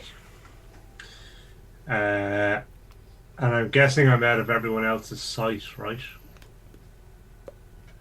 That's correct. Okay. How did the surprise attacks work? Is that just basically he just misses a goal? Is that how that... Yeah, basically, if you went in with a quick surprise attack, which you could quite legitimately do because you've not got any like special thief abilities, it basically means you get an attack straight away outside of initiative. Then we'd go for initiative. So you'd effectively get an extra attack, like an extra round attack. Oh, okay. Oh, okay. So, okay. 2, okay. Okay, so I think what I'm going to do is creep back out That's absolutely fine. and come back and explain. Oh, or not, yeah. That there's a big ass cave bear on par with the one that mauled us on the Witch's Isle. And that I've managed to get in there and spot it without it seeing me. And I don't know if we want to take it out or if we want to move on. I'm concerned that it will hear us eventually. I mean, that was a serious encounter on the Witch Isle when we met that bear. Mm-hmm. And if it wasn't for that boar that you befriended, I think we could have come off a lot worse than we did. So I think it'd be unwise to fight it unless we really had to.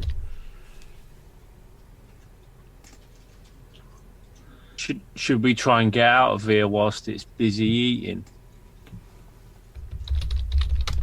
I think we still have to find what we came for, right? Yes, I think that's... If we can leave it be, I think we should. And Just carry on.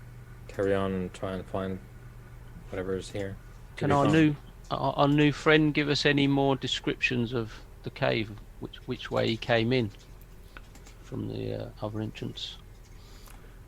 Yeah, he's obviously like indebted to you guys. He says, well, if we keep going north through this cave, there's a small underground stream, and past that the cave system heads to the west, and there's a number of different passages leading back to the surface in the mountains and the trees around there. I stumbled across one of those entrances and came down that way. Did you see anything else of note other than these crystals on your exploring?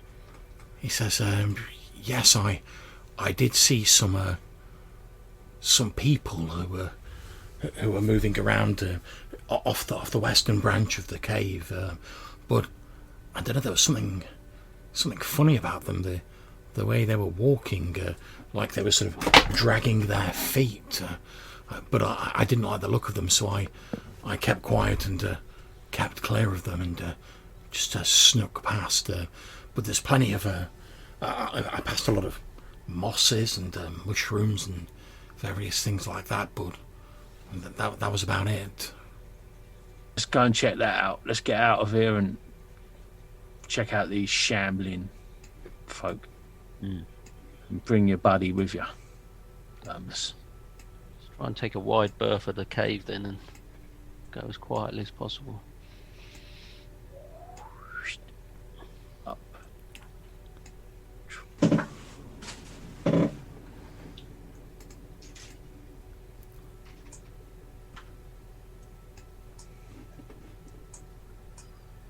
I assume this guy's going to come with us. Oh yeah, he's definitely sticking close to you guys. You want to just make him available to me, John, and I can mind him? Yeah, actually, just give us a second.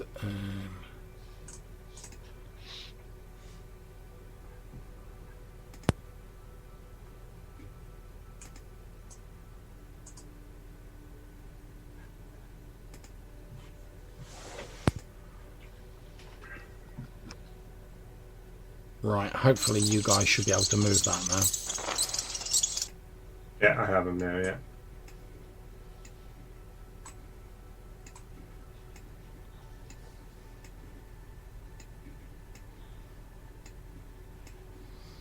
And as you're sort of moving forward, and obviously you're talking in very hushed tones, he says, well, I'm certainly going to stick close to you fellows.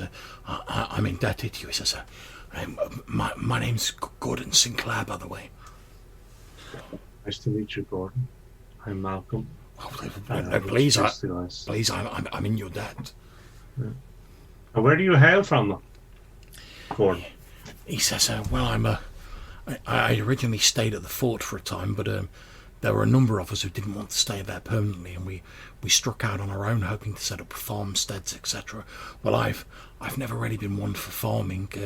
I'm more for sort of living off the land, so I've mostly been hunting and looking for a place to set up just a small house for myself, maybe keep a few animals. And well, when I discovered this cave system, I saw the strange lights coming from inside. I was drawn in, and well, the rest you know.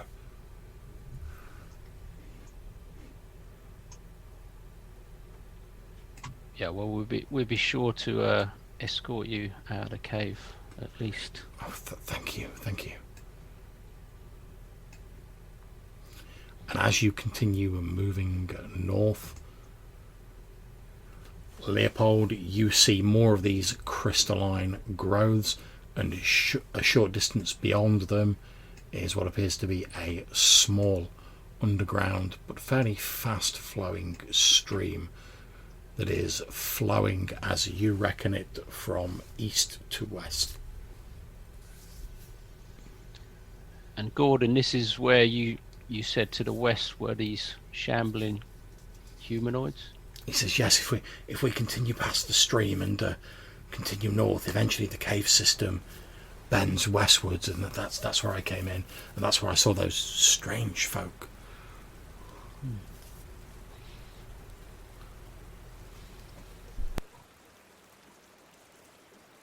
How far is it from one side of this? How wide is the stream, John? It's about 5 feet wide. Okay, I will. As you look at it, Leopold, you can see it's fairly fast flowing. Basically, if you're going to jump it, I'll say roll me a d6. Anything but a 1, you're grand. Yeah, I'm gonna take a few steps back and take a running jump. Okay, and just to point out, as you're taking your running jump, you can see that sort of here, yep, and here, the stream appears to sort of like disappear under the cave wall. Yep, you jump over it, Leopold, no problem at all. West, he said. Off to the west.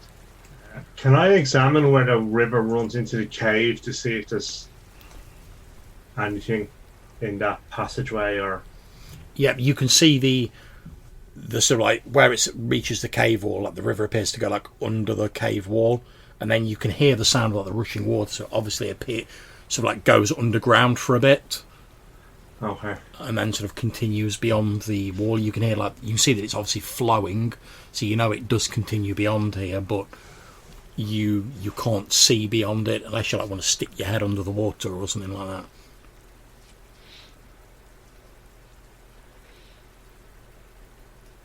Yeah, let me see if I put my head in the water, can I see anything underneath?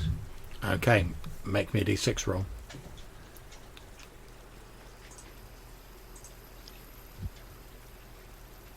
Five.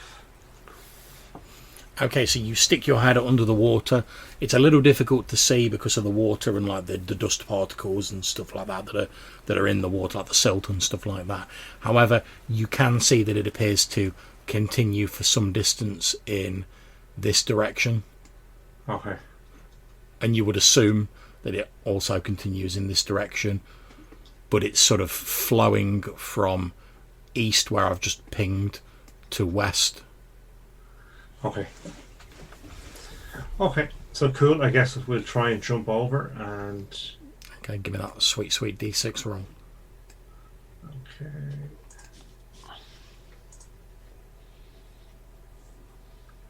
Okay, you get over fine. Can you also roll me a d6 for Mr. Sinclair? Just about, but he gets there. Yeah, he jumps over and he misjudges it, and he sort of like his back foot goes into the stream, but you grab hold of him, Malcolm, and you sort of like haul him the rest of the way. Okay. And he's like, "Oh, again, I'm indebted to you." All right, send me a bit of water. Now, how far do these creatures or people? He says, well, it's some distance there, just beyond the edge of a. You see that he's struggling to like see in the dark, because obviously he's not got dark vision. He's like, it's some distance to the north still, but as you're looking to the north, Malcolm and Leopold, can you both roll me a d6?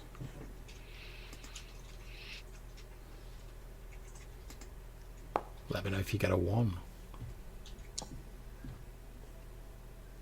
2 only. Oh, sorry, it's a 1 or a 2. So did you? So yeah, we've got a 2. So we've got a 2. both Malcolm and these creatures are surprised. So the only person who'll get to act this round is Leopold. So as you're sort of... Sorry, John, I have a bonus. I only get surprised on a 1. That's fine, in which case you are not surprised. These creatures are, however, as you're moving forwards, you can see a group of primitive caveman-looking humanoids carrying like wooden spears with flint heads in it. They sort of walk around the corner. Obviously, you can see they're perhaps part of a hunting party. They're sort of holding their spears, like ready to go, you know. But as they walk around the corner and they sort of see you guys and this purple light that's spilling off Brother Lomas, they're like, like not expecting to see you, and they're taken aback for a moment. So you guys will get to act first, and that includes all of you. I will do like I did before with the Yeti, and with this purple light behind me, I'll throw my arms up and be whoa like that, and like whoa, run on with my arms up, sort of. Okay, roll 2d6 and add your charisma modifier.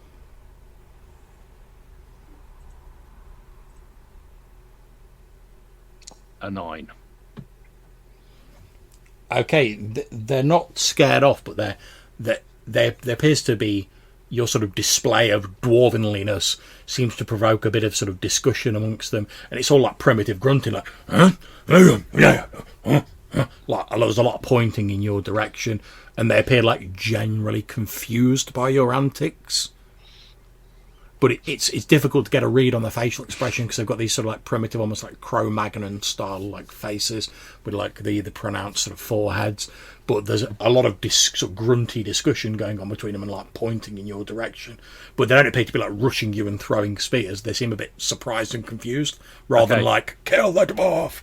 I'm going to bust out a knife out of my bag and like put it on the ground and like point at them and point at it and slide it across the floor towards them. A dagger out of my sack. Okay, so as Leopold's doing that, obviously the rest of you guys have a chance to act as well. You've seen what I've just described. What do the rest of you want to do?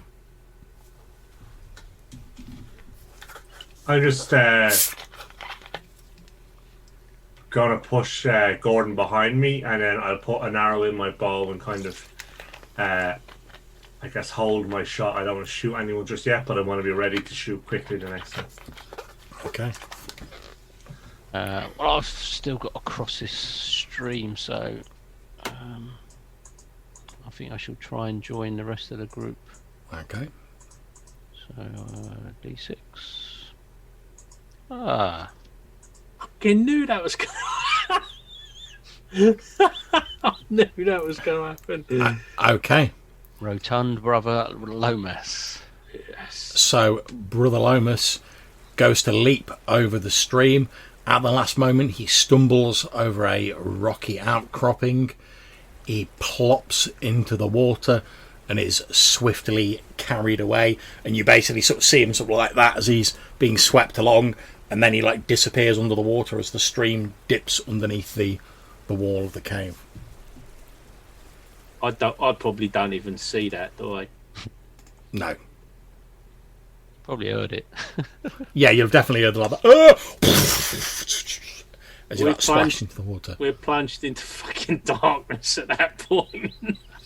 Well, luckily there's still the crystal growths behind you that are shedding like the purple lights. So. Oh, and I'll give you your lantern back, I would imagine. Yeah, I put it out though, didn't I? Oh yeah. Okay, so I'm going to say the only chance you have of this is Weimar is, like, luckily for you, right next to you. So Weimar, if you want to make an attempt to grab him, to, like, stop him from being swept away, you've got, like, one chance to do it. What do I roll?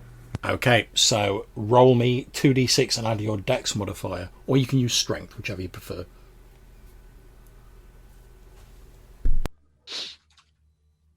Yeah, the sheet is handy enough not to show the modifiers, but I'll do the.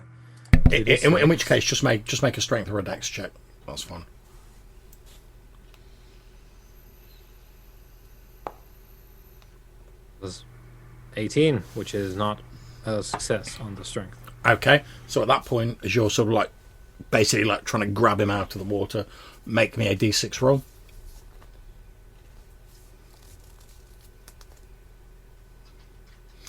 Okay, so as you're going to grab Brother Lomas, you start sort of stumbling forward, but you sort of let the momentum carry you forward and you use it to like leap over the stream. But as you watch, you just see Brother Lomas's like hands disappear under the water as he's carried down into the underground portion of the stream. And he disappears from view. Dun dun dun.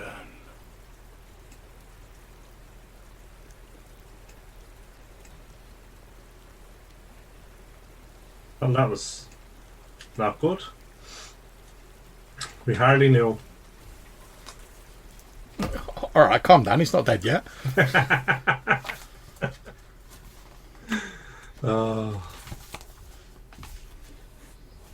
John's got his OSE Book of the Plains there. Oh, what, he's gone to the plane of elemental water? Yeah.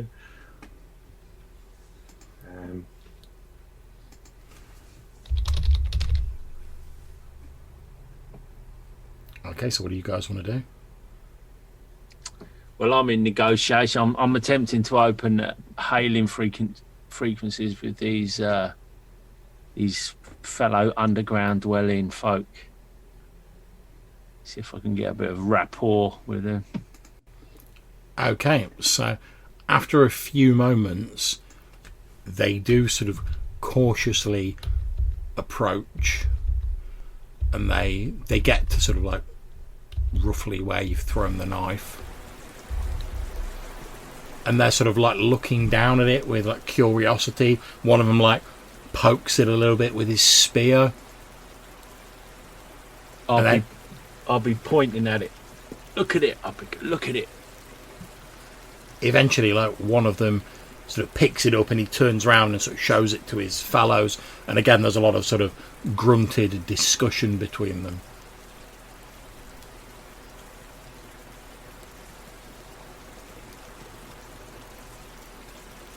And whilst they're discussing, I just want to sort of have a look to my left and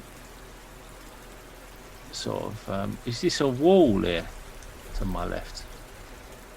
Can you ping where you're looking? Yes, it is, yeah. Okay. And the passage just continues northeast then?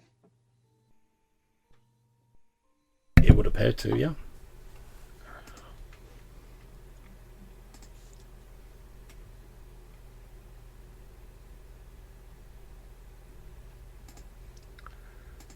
Malcolm, if we had some food, I think these fellas are not very aggressive. Maybe have some food. Maybe I'll just throw my pack on the ground and then give them a day's work, and then I want to go into the water after the fryer. Okay, so you throw your pack on the ground. You see them sort of walk up, and they sort of like poke it with the stick end of their spears as they're not really sure what it is. Eventually, they sort of pour it open, and they pull out some of your like rations, and they're like, and then again, there's some excited discussion as they like realise, oh, this is obviously food. There's a bit of sort of pushing and shoving as like they're trying to get to the food, and they're sort of chowing down on it. Yeah, I'm gonna go up. I'll go up to him. I'll go up to him cautiously. And like show the food and go to eat the food. Make sure I'll take a non-threatening sort of approach. Okay, no problem. So you move up. So we know I'm gonna make the token for Brother Lomas visible again, just for the moment, just for convenience's sake. So that Darren can see what's going on. So as you're doing that, obviously, Malcolm, you walk back past Weimar. You're heading to the stream. Weimar, are you doing anything at the minute?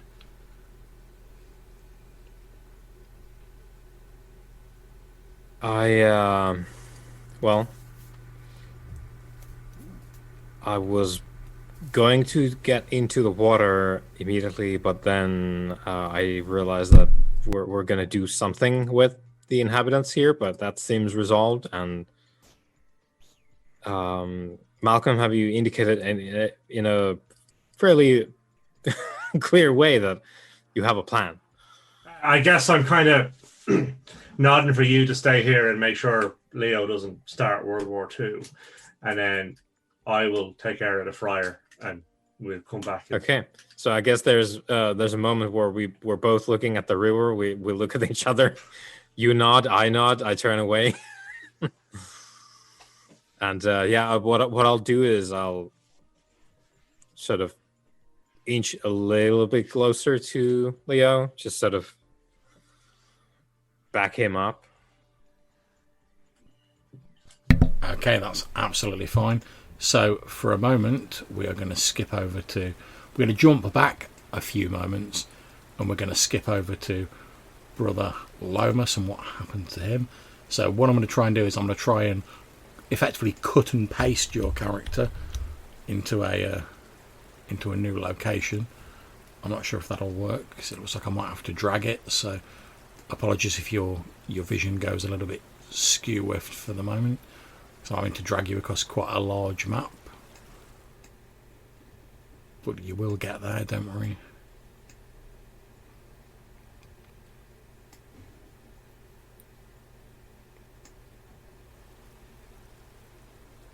Okay, now I'm not sure if your screen automatically moves to center you on your character, Darren. No. Okay, so I'm going to jump across to that position, so apologies for anyone who can't see what's going on.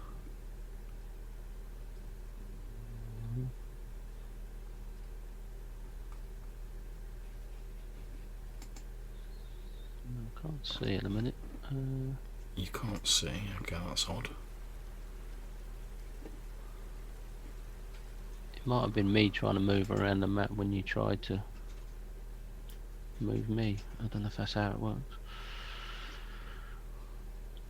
Well, what I'm going to suggest at this point is I'll suggest we have our sort of 5-10 minute break here. I'll sort out the vision on Brother Lomas, then we'll come back in 5 or 10 minutes and we'll carry on. Does that sound all right for everybody? Perfect, yeah. Yeah, Okay, cool, I'll be so back in a minute. back in 5 minutes.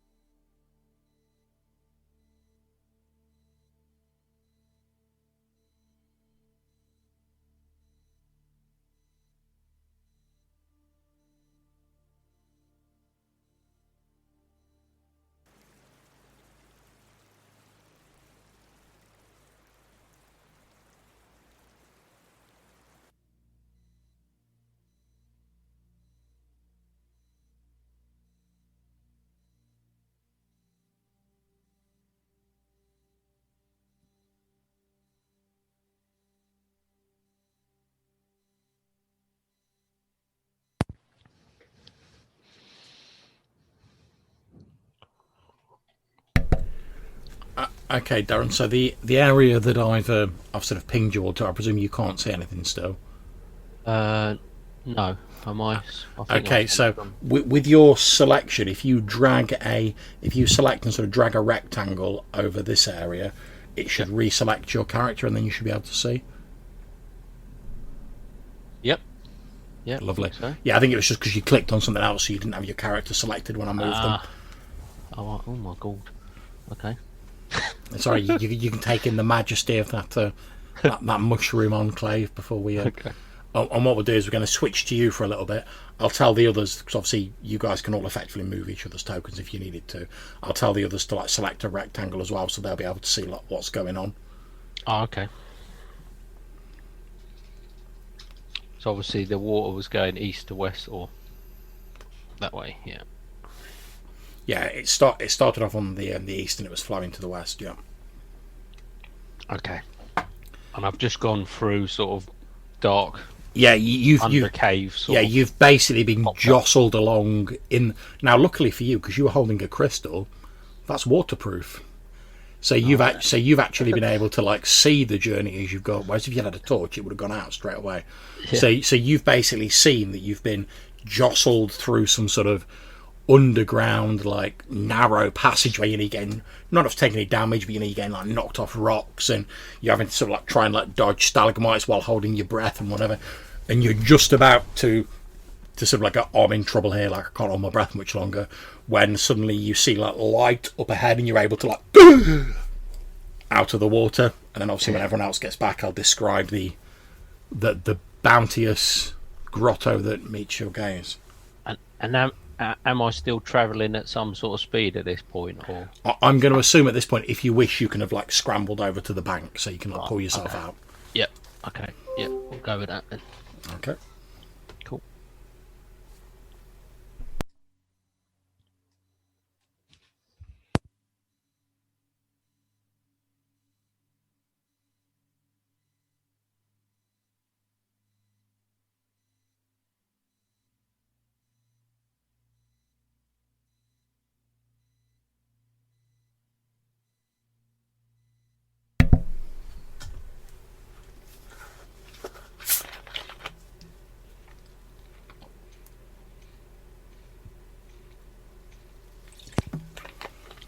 Did you just have a bad night then last night, John? Or yeah, my I don't know exactly what caused it. I mean, I finished playing Johannes's mummy game at about like 11:30.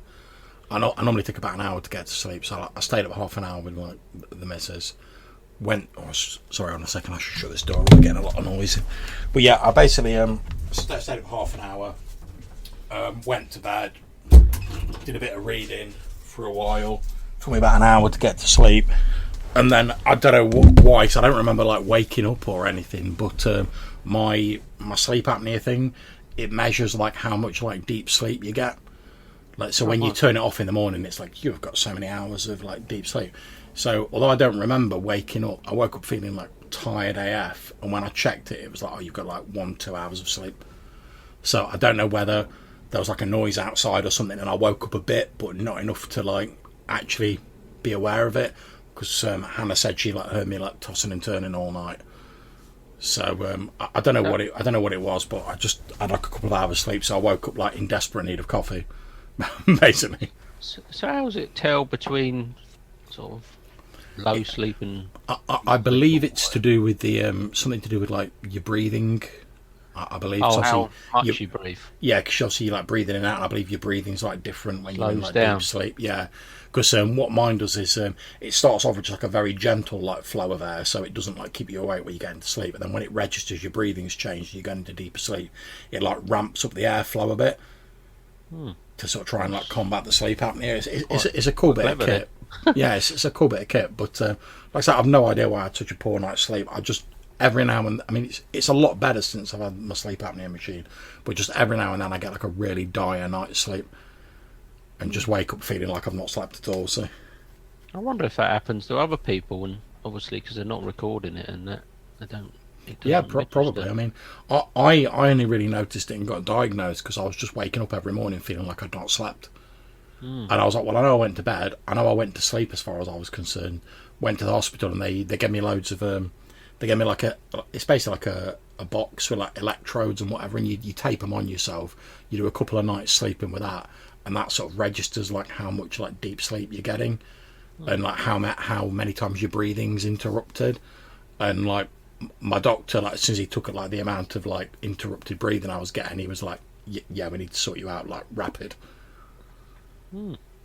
So they sorted me out one of these sleep apnea machines. It's a bit awkward getting used to it at first because it's like sleeping with a mask on is a bit weird and whatever. But it's it's one of them things. It's a lot better. I mean, I'm hoping if now I'm sort of trying to like do a bit of calorie counting and like shift a few of the pounds. I'm hoping that should make it a bit easier. But you just got to take it each day as it comes. Haven't you? Really, it's all you can do. Oh yeah. I mean, it's not good, but it's interesting at the same time. I do wonder if that's something that people get naturally just once in a blue moon, and that's why they wake up so tired or something. It's just a bit of a one-off. Almost. Yeah, well, from what I understand, what they told me, what causes it, it's when you're asleep, the like the soft sort of tissue like around your throat, it because obviously you're not sort of like it sort of like softens up and like relaxes when you sleep, and if it relaxes too much, it can like block your airway briefly. So like your brain and your automatic processes go, oh, your airflow's restricted. I best wake you up and like deal with that. And it doesn't wake you up fully, but it wakes you up enough so you sort of go, take a deep breath, and you start going back to sleep again. And it's enough to wake you up. Yeah, it's enough to take you out of that sort of like REM sleep. So even though as far as you're concerned you've had a night's sleep, you wake up just feeling like you've not slept at all because you've not got the deep sleep that you need. Yeah, because I mean I've done some, not intensive, but some research on snoring, and you know that can add the same thing. Yeah, the throat and the. But basically, if you snore like a lot and loudly, you've probably got at the very least a mild case of sleep apnea, because that's one of like the symptoms of it. But yeah, I mean, I know that can also be affected by weight. And, yeah, of course it can. Yeah, I mean, don't get me wrong. If I was like a few stone lighter, it'd be a lot less, and I'm trying to get to there, but. As the doctors say, they're like, that's not something you can do like that. So in the meantime, you need to get some sleep. So like, take this. Oh, yeah, and sometimes it doesn't resolve the issue either. Yeah, I mean, don't get me wrong. I'm pretty sure mine's like exacerbated by my weight, but there are like people who are like a lot thinner than me who like suffer from it. Oh yeah.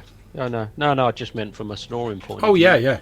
I mean, like I say, I'm sure if I was like a few stone lighter, it'd be a lot better. And I'm trying to do that, but. In the meantime, the sleep apnea machine's sort of helping for the most part. Like I said, I still have the odd 1 or 2 bad nights, but it's a lot less than I was having without it. Yeah, well, that's good at least. I know that if if I have a good few beers or something like that, I'll sleep worse, and I'll be snoring and all that. Yeah, that's And the and when same I thing. if I put on weight, and I'll get more heartburn, more snoring, Yeah. worse sleep. So Yeah, you're absolutely right.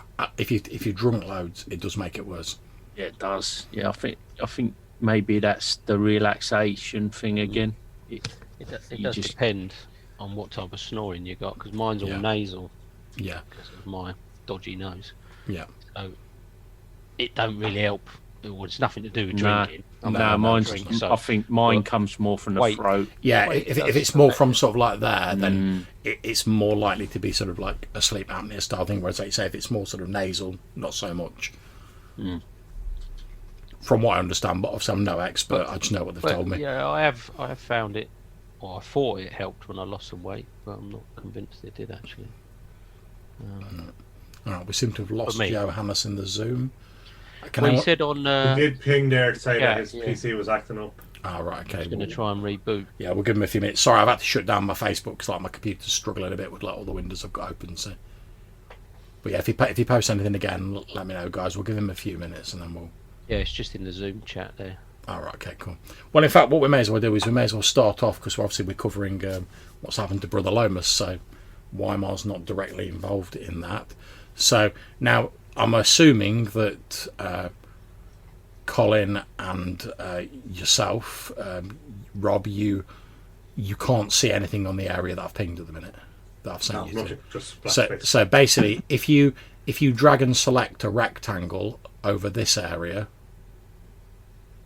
it should select Brother Lomas's token, and then you should be able to see. Yeah. Just so you guys can sort of like watch what's going on. Okay. Okay, so Brother Lomas, you are swept through this underground river, as I was just saying to you, because you're holding one of these crystals, which obviously, unlike a torch, doesn't go out when it's put in water. You can actually see as you're being swept along this sort of underground like cavern passageway. You're being jostled by rocks. You're trying to like dodge stalactites. It seems to go on for ages, and just when you get into the point where you're like, I can't hold my breath much longer because there's no like air or anything for you to go up into, you see a light above you, and you sort of like grab onto like the sort of bank of this stream and emerge spluttering and coughing into a large cavern lit eerily by the purple light of your crystal. And you can see there are many species of gigantic brown mushrooms growing in this cavern. And as you sort of emerge spluttering from the water, you can see what appear to be a number of large sort of species of fungus, you think at first, but then you notice they appear to have arms and legs, and they appear to have like a rough sort of face just below the cap of the mushroom, and they appear to be moving around the cavern like tending to the more normal mushrooms in here, you know, sort of like occasionally moving a bit of the soil or sort of like picking a few of the mushrooms, etc. They don't really appear to be paying you any great degree of attention as you sort of emerge coughing and spluttering out. This this bit you can see here, this sort of circular bit, as you look up you can see that's actually like a hole in the ceiling, and there appears to be like another sort of like bit of the cave beyond that. So similar to where we came down Yeah. previously. Yeah, only this time you're at the bottom looking up. Yeah. Okay. Yeah, I mean, I shall obviously grab onto this sort of southern edge, as it were. Anything that I can grab hold of and try and drag myself out. Yeah, well, that's not a problem. You managed to drag yourself out of the stream, and like I say, these sort of like mushroom-like creatures don't really appear to be paying you any particular attention. They're just getting on with their business. Is there any other light source other than the purple light that sort of I'm giving off? Or There does not appear to be, no. right? And do they seem to have detected the light, or do they seem to be sort of oblivious? Yeah, they seem to be oblivious. They're not really paying any attention to it. And then after you've been sort of like looking around for like a few minutes, you're catching your breath, etc., scoping out the cave, you gradually become aware of this sort of like it's weird. It's like a murmuring, like you're hearing like a conversation from down the end of a long corridor, but it's not a sound. You can like somehow hear it inside your own head, and then as you spend a few more minutes there, it gradually resolves itself into like a number of voices, all sounding very similar, all being very slow and ponderous, without a great deal of expression in, and they're all saying things like, till the soil, mind the crop, pluck the fruit, till the soil, water the crop. Ah, you're back with us, Johannes. Excellent. Yeah, my computer is falling apart, but we're here for the moment. Are you back in Foundry or? I am. Let's see. Loading. Okay. Oh, here we go. I'm back in. Okay. So let me just ping this area again. Well, it's loading the map still, but Yeah, no problems. Let me know when you're loaded up. And we've just been dealing with what's been happening with Brother Lomas after his stream expedition. Yep, here we are, back in. Okay, so if I sort of ping this area, I'm assuming you can't see anything at the minute? Nope, darkness. Okay, so where I've just pinged, if you select and drag a rectangle over roughly that area, it should select Brother Lomas's token. And then once you've done that, you'll be able to see what's going on, just so you can like, see what's going on rather than sitting looking at a blank screen. Excellent. So I was just describing to Brother Lomas, he's dragged himself out of this stream into this cavern, which is dark apart from the light of his purple crystal, and it's full of these strange, like, ambulatory mushroom men who are moving around tending to all these more normal mushrooms. And as he's there, he's first of all heard this murmur, like, inside his head. And as a few minutes have passed, it's resolved into voices, which are very ponderous and slow, and they're just saying things like, till the soil, water the crop, pick the fruit, clean the fruit, pick the soil, mind the crop. That sort of thing. But it's only in my head, it's not... Yeah, it's not an actual sound. Hear it out. Yeah. It appears like you're hearing it in your head, as I've said. Okay. Well, obviously conscious that I'm on my own at the moment. I'm going to start to sort of try and head in this direction to see if I can see a way back to where my companions were. You can't see any obvious way back the way you came. As you're glancing around the cave looking for a way out, basically you can see on the level that you're on, there is a passageway sort of in this direction. Obviously there's the hole in the ceiling here. Yep. Where the cave continues beyond that. And there's another sort of passageway that seems to run below that sort of upper level that sort of heads off in this direction. Okay. Is the stream running just as fast as previously? I mean, yes, am I in the same situation trying to get across the stream? The stream's a little narrower here, so you won't have to make a roll to cross it, but it is still running pretty fast. Okay. Well, I'm going to, carefully cross the stream over by this point. Okay, not a problem. As you move over past the large patches of brown mushrooms, you can see a couple of patches of what look to be sort of like red, almost like finger-shaped sort of funguses growing hereabouts. And obviously you can see the hole in the ceiling as I've described here. The mushroom men, for want of a better term, don't seem to pay you any particular mind. They're like continuing with their gardening, for want of a better term. They appear to be like caring for these like crops of mushrooms.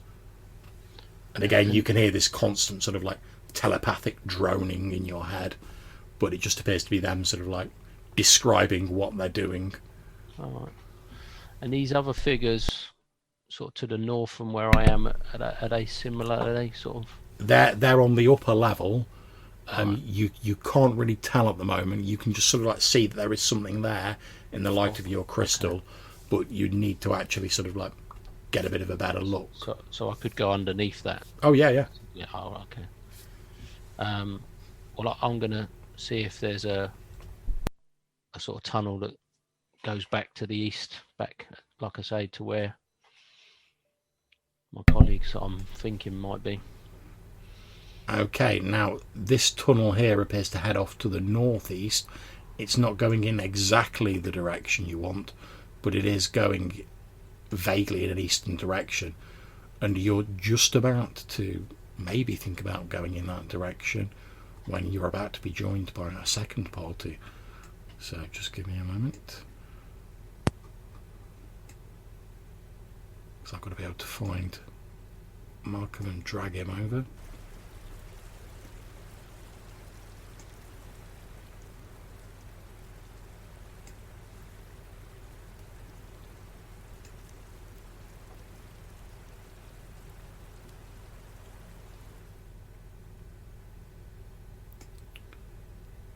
Okay, so Malcolm, I've dragged your token into the mushroom cave. Hopefully you'll be able to see that.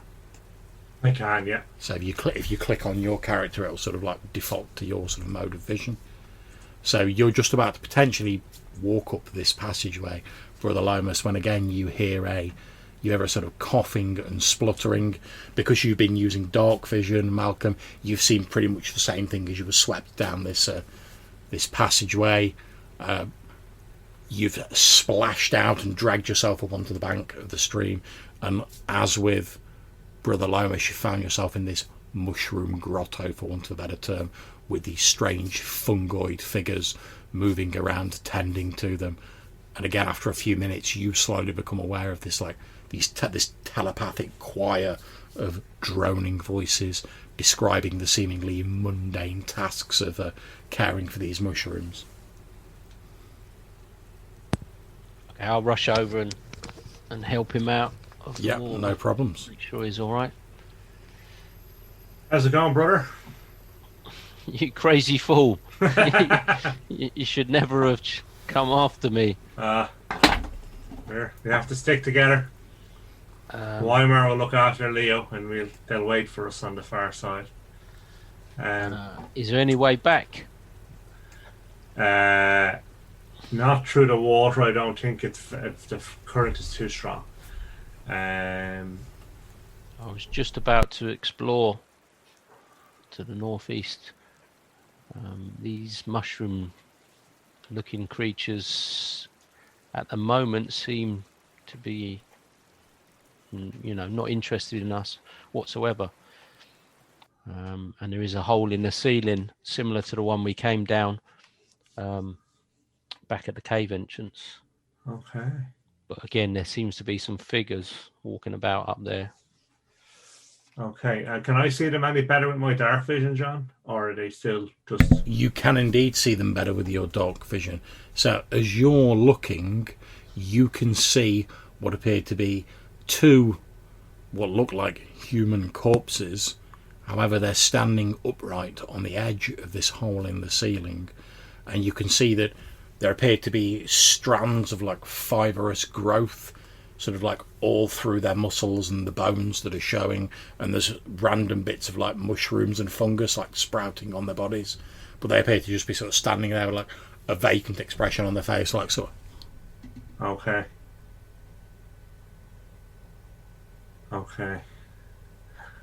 I don't think we should go up there, and I don't think we should stay here with the mushroom farmers. Let us check out this passage and be on our way before anyone There pays was a attention passage to the northeast, but I'm yet to explore. Okay. Okay, so I'm going to move you guys up a little bit further so you're not under the sort of overpass, so to speak. So as you move further upwards into the passage heading northeast, you can again see more sort of fungus growths in this narrowing passageway. There is another of these mushroom men sort of tending to them.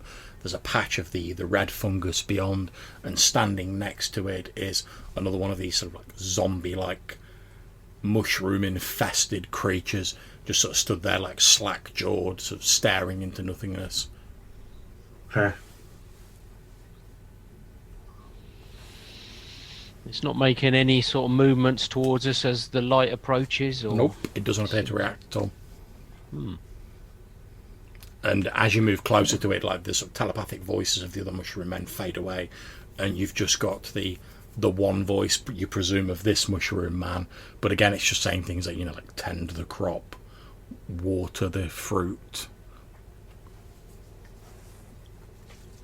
What do you make of this, Malcolm? Do you think we can get past this strange-looking creature? I think we should try without causing offence. But keep your staff ready, and I'll have my sword ready.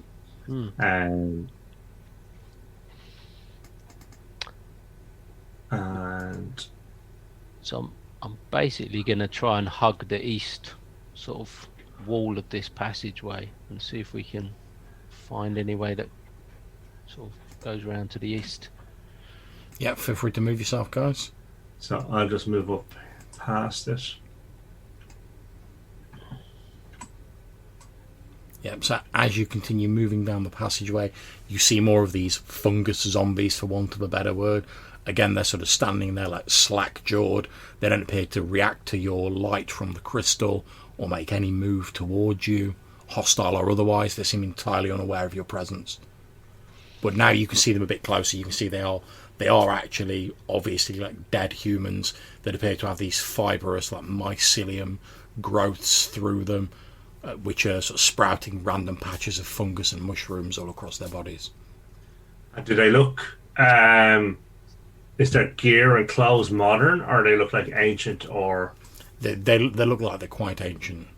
okay, And you can see that in a lot of places, like the actual what would have once been like muscle fibre appears to have actually been like replaced by these sort of like fungoid growths, as though sort of like as the body's decayed, the sort of mushrooms that are infesting them have sort of grown in to replace them to allow them to keep moving. okay. Do they seem to have eyes of a sort? They don't. No. Okay, so I guess we'll keep moving past them. Yeah, I shall continue to follow closely behind.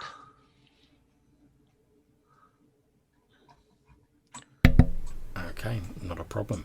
So you enter into another branch in the cave system, one going to the northwest, one continuing to the east. Now I'm going to pause there for a few moments. We're going to nip back to Leopold and Weimar, so just give me a moment, guys. So I've pinged the area that Leopold and Weimar are in. If you can't see at all, if you drag like a big rectangle sort of centered on this area, That's you should select your characters, and obviously anyone who's not involved, you can do likewise and select one of the characters, and you'll be able to see what's going on. Right. add So character. my token is in the mushroom area. And, Yeah. So if you I've been using yours, so you just use Yeah. mine, it'll be fine. yeah. Oh, I've We all moved, come together I've moved again. the wrong bloody token, haven't I? Yeah, it's all right. Yeah. Doesn't really matter. They both look very similar, to be fair. It's Yeah, I mean, it's because of the both- it's because of the purple light. It's like sort of moved out like some of your characters. It's all right. Yeah, I will sort it out. Just give me a problem, because otherwise it'll it's annoy just me. like when the darkness falls, it's just like indistinct. it's me or Malcolm. In the dark of the night, everyone is the same. Except Malcolm has dark sight, and that's very useful. Okay, just give me a moment.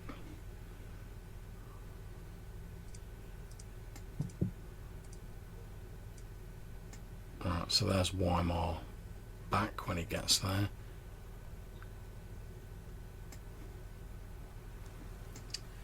Oh, we've still got this peasant dude.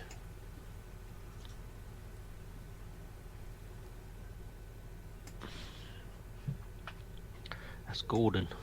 Gordon, yeah. And there we go, that's Malcolm moved over.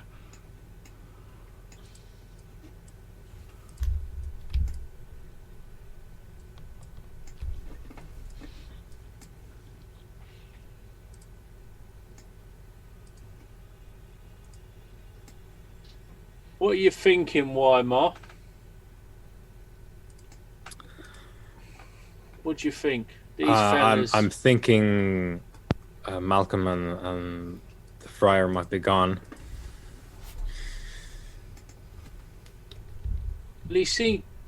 Malcolm seemed like he had.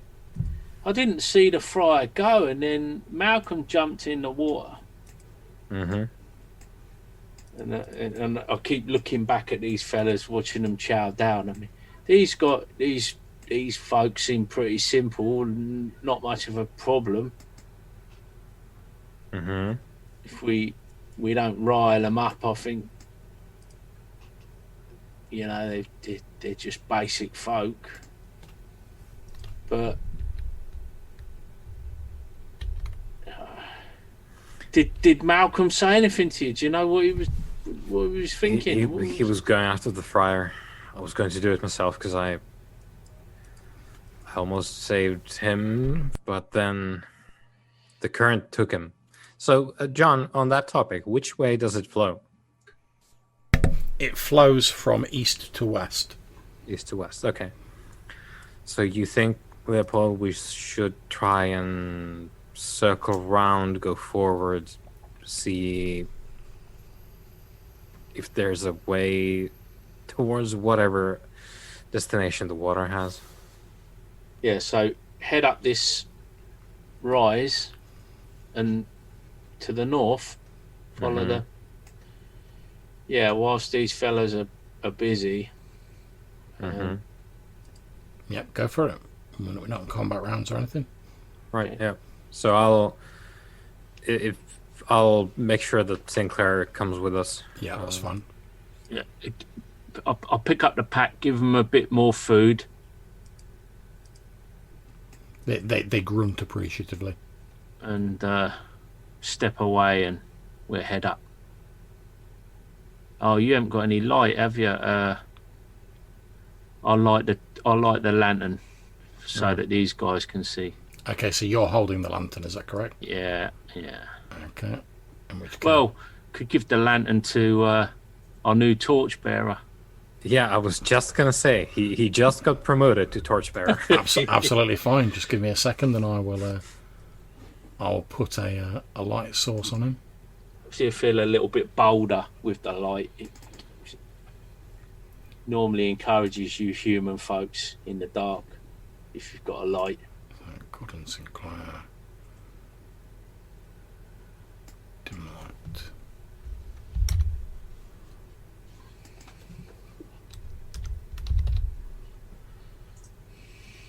Be careful with that lantern, Gordon. So, Lanterns don't come cheap. Oh, yes, of course. And he lights the lantern, so hopefully you can now see. Your life may depend on it. You don't have the eyes of the dwarf.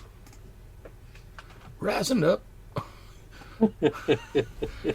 he sort of nods, although he doesn't really seem to get the reference you're making. But he takes the lantern very carefully and he holds it up, shining the light out.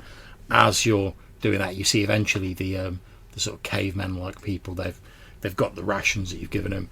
They seem to sort of they look in your direction a bit, and then they start heading off, so like towards the stream. They're going on a bear hunt. They're not scared. And you watch as they very athletically jump over the stream. They've got big bows. Well, they've got big spears. And they're sort of heading off. Yeah, you'd think that if they live here, the one thing they do know is how to not get swept away. Okay. Yeah, I'm not convinced they know there's a bear down there yet. They're about to find out, though. Okay, so what are you guys doing? I mean, let's head to the north, I think. Yes. Let's. Feel free to move yourselves. Yeah, we're inching along. Now, Is this something you can navigate, the rocks here? Yep, you can move around the rocks. That's fine. But there is just like a wall here, so like, Yeah. I just realized that as the light hit it. Okay. What is that stuff? What is that? the dots on the ground. Yeah. It's basically an area of extremely unstable rock. So there's like a lot of rubble and stuff like that on the floor. So like, you know, you're having to be very careful with your footing. You wouldn't like to try and like run through this corridor. Put it that way. Is it super dodgy? It's unsteady footing. Put it that way. Okay. Right. Is there an incline? Or... There's a very slight incline, yeah, but it's very shallow. So I propose we just walk very slowly. Okay. No rush. Yep. Oh. Yeah, we'll put the light here. See where we're going, because okay. So as you continue moving down the passageway, as you get near to the end of the area of rubble, you can see what appears to be a dead horse with sort of like a few like blood splatters around it, sort of lying on its side on the floor of the cavern. As we get closer, is there like describe the intensity of the death stink? Like, is it like, oh boy, it's been here for 2 weeks? It's pretty ripe, to be honest. It's been here a little bit. Maybe a D6 roll, Weimar, as you're sort of getting closer. 3. Okay, you're getting closer. You notice that although it's not like rotten like it's been here for like years, but it's like obviously been here for like at least a few weeks. But as you get closer, you notice it's got a strange sort of like almost desiccated, slightly shriveled look to it, and you can see like there's a very small splatter of like blood next to it, but like nowhere near as much blood as like there'd be in an entire horse. Okay, so Leopold, it's old, so maybe there's nothing around that would have had a hand or a claw in this, but I suppose just let's be on our guard anyway. Yep. As ever. Yeah, let's see what this horse situation is. As you continue towards the horse, from somewhere up towards somewhere northwards, although again it's difficult because of the echoes, you hear the following sound.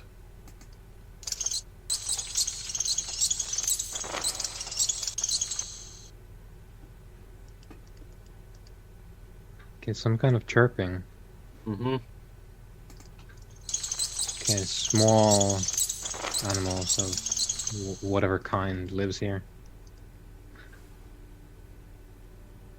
Okay, I wonder if they're going to be scared of the lights. Probably because they live here, right? So Yep. Should be able to scare them away. Push comes to shove. Okay, let me take a look at this horse here. Okay. So I'll take a peek at what's the situation? Has someone been eating it? Is it okay? As you look at the horse, you can see it's pretty intact, although desiccated, and there's like a lot of sort of roughly like fist-sized sort of like wounds dotted across it. And as you look at it, it's like the body has been almost entirely drained of fluids to the point where it's almost like mummified, for want of a better term. So something's drained it. This looks like someone's been trying to make dried rations out of a horse, an entire horse, without skinning it. That's certainly one interpretation. And what's the situation with the wounds? Because like this is the size, right? Are they deep? Is it surface scratching? They don't appear to be very deep. They're quite sort of shallow there. And as you look closer, and you see the actual wounds sort of like around the area, you can see that it actually looks as though like that in the centre of the sort of like the fist-sized wound, there's like 2 tiny sort of like puncture marks. Puncture wounds. So does it? Bats. I'm trying to think of like analogies, but would it be comparable to some kind of? If this is the shape of it, the whole thing, it would be thinking of leeches. It's not really like a lamprey. It basically looks as though something sort of like something with like a mouth that's like fist size has like clamped onto it, sort of like punctured in with like its 2 teeth. Then when it's pulled out, it's ripped out the chunk of flesh. Right. But the puncture wounds go from the fangs go like a bit deeper than the sort It's of surface. like draining. Something's draining the blood. There's not enough blood. They're like sucking the blood. Yeah, no, there's a lot of it in a horse. Okay. And it looks like all dried out, like it's had it sucked out. Yeah, it should be. Is this a subterranean creature that I may have encountered before, or is this sort of something that crops up in?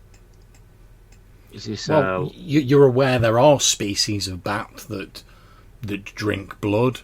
You've probably not seen any that would leave like a sort of fist-sized wound in something, but no, right? That is a bit weird. Does the wound look like a bite? Like there's other like ripped out teeth marks and stuff? Yeah, as I was saying, it looks as though something. If like my arm's the sort of corpse, it looks as though something's bitten on.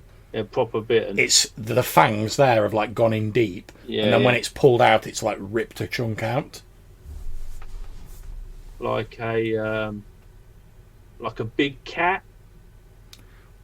Probably not big enough to be like a big cat, but bigger than you'd expect from like a normal sort of bat. Yeah.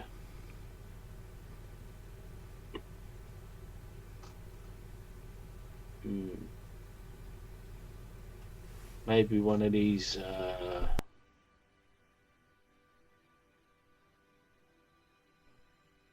I mean, them cave folk, if they got nasty, maybe.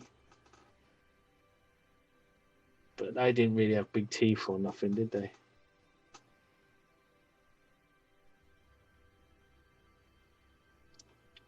And there's a weird noise.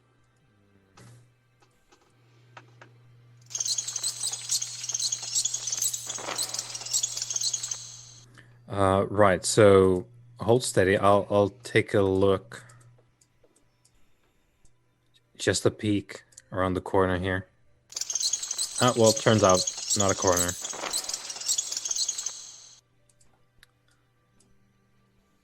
Okay. So this continues downward, I guess. If That's I'm correct. That's correct. Yeah. Yeah.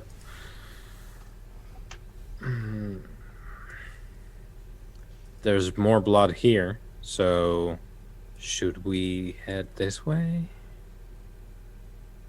Because that is where... Yeah,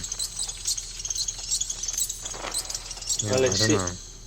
over in this direction, it looks like the wall of the cave to the east. Indeed, and you hopefully now, Leopold, you can see that sort of like green icon that's over to the east. Oh yes. Sort of here. Now, as you're looking at that, you can see that the cave sort of passage there appears to slope upwards, and at the end of a long passage, you can just see what appears to be the sky. Oh, I think the way out's over there, Weimar. You can see the sky. Well, that would explain how the horse got to be in here. Yes. Okay, well, that is good to know. I suggest we use that if we need. Whatever did this. I don't know if it's more difficult than a cat. Maybe let's try a different route. Maybe use that exit. But shall we take a look around here? Gordon, is this where you came in? He says no. I came in from this direction, and he sort of points off down the passageway. And he says, "Oh, there's another dead animal up there. I think it's a deer, in the same state as that." And he sort of like toe pokes the horse. Yeah, let me take a look. Did you hear this noise before, Gordon? He says, "Yeah, but I just moved through the area quickly. I didn't see anything." All right. Yeah, and as you're moving over towards the deer, YMI, you can see it's in pretty much the same state as the horse. Chunks taken out of it, and all the fluids appear to be drained out of it. There's a small spattering of blood next to it, and you can see like a few sort of droplets, like here, here, and here. But it's like just like a few like tiny little droplets. Yeah. What about if this wizard? This could be something to do with a guy from the town.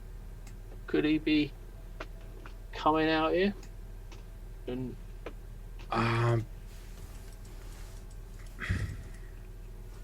well, who knows what his deal is? Maybe. Okay, so guys, whilst you're having a bit of a think about what you're doing, we're going to jump back to Team Mushroom. Team Mushroom, go Team Mushroom! As soon as I can. How do I sign up to that team? I want to be there. I say, man, you got to drink the special tea. On Mushroom, 3, 2, 1, Mushroom! Okay, so I've pinged towards the area. Again, if it goes dark, if you drag a rectangle out, roughly where I've pinged, you'll select one of the characters and you'll be able to see what's going on. Okay. So we've got past the last of what we can see at the moment of these creatures, haven't we? Yeah, that's correct. He shoots his spores! Nice. And again, you are likewise moving into an area of sort of rubble-covered floor. The footing's very unsure around here. You're having to be like very careful. Like if you were running through here, you'd be at risk of like falling over or sort of potentially doing yourself a mischief on the very loose sort of rocks and rubble that are covering the floor here. Okay. So again, I kind of want to move forward relatively quietly. Yeah. I shall slowly, carefully follow behind. That's fine. Feel free to move Welcome. yourselves. Okay. Do I see any tracks or anything that to indicate anyone has kind of used this recently? Make me a tracking roll. Tell me if you succeed. There's no modifiers.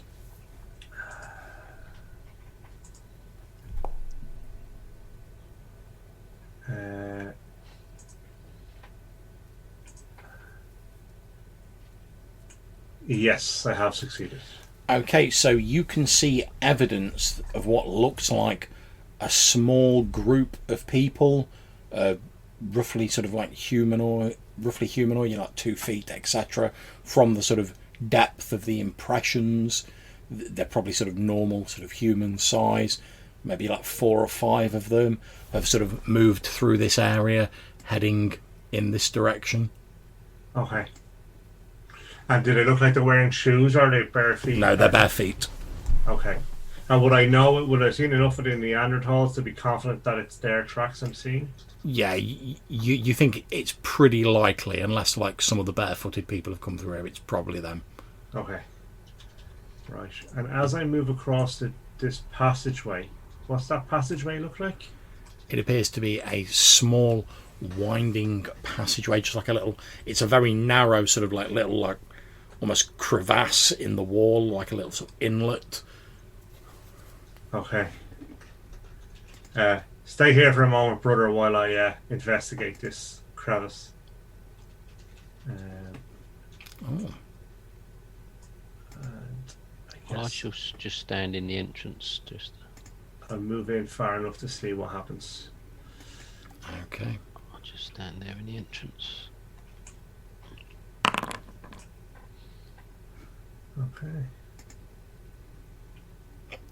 Okay, no problems.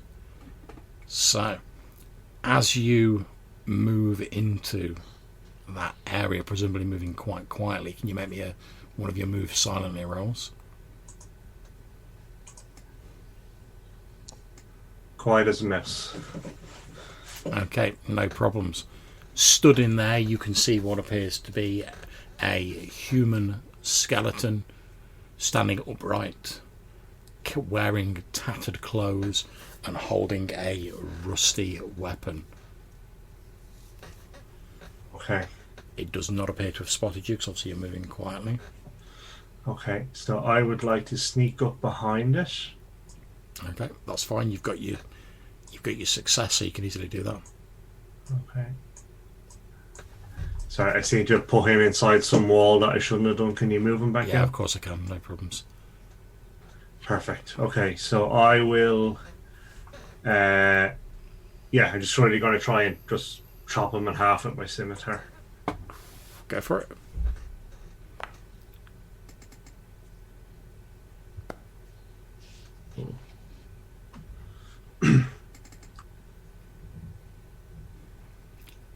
Okay, so with an 8, that's not enough, unfortunately.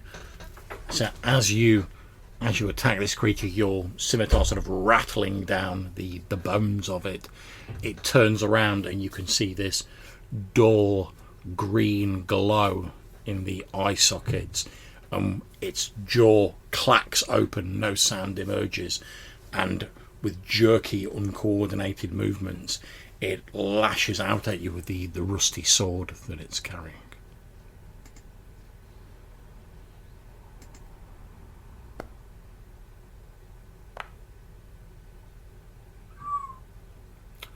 Luckily for you, the blade, the rusty sort of pitted blade, glances off your armour. Okay, that is lucky. So once again, I want to swing back. Go for it.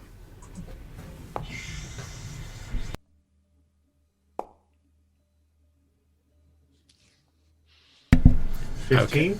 Okay, this time you do hit it, and as you hit it with your scimitar, it basically explodes in a shower of bones that fall to the floor.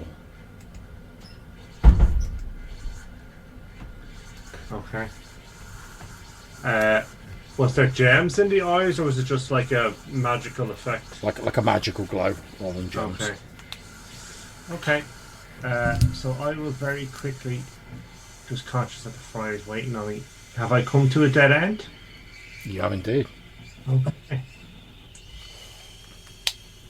Can I examine the walls and make sure there's nothing funky? You can indeed. You don't find anything untoward going on. However, roll me a d20.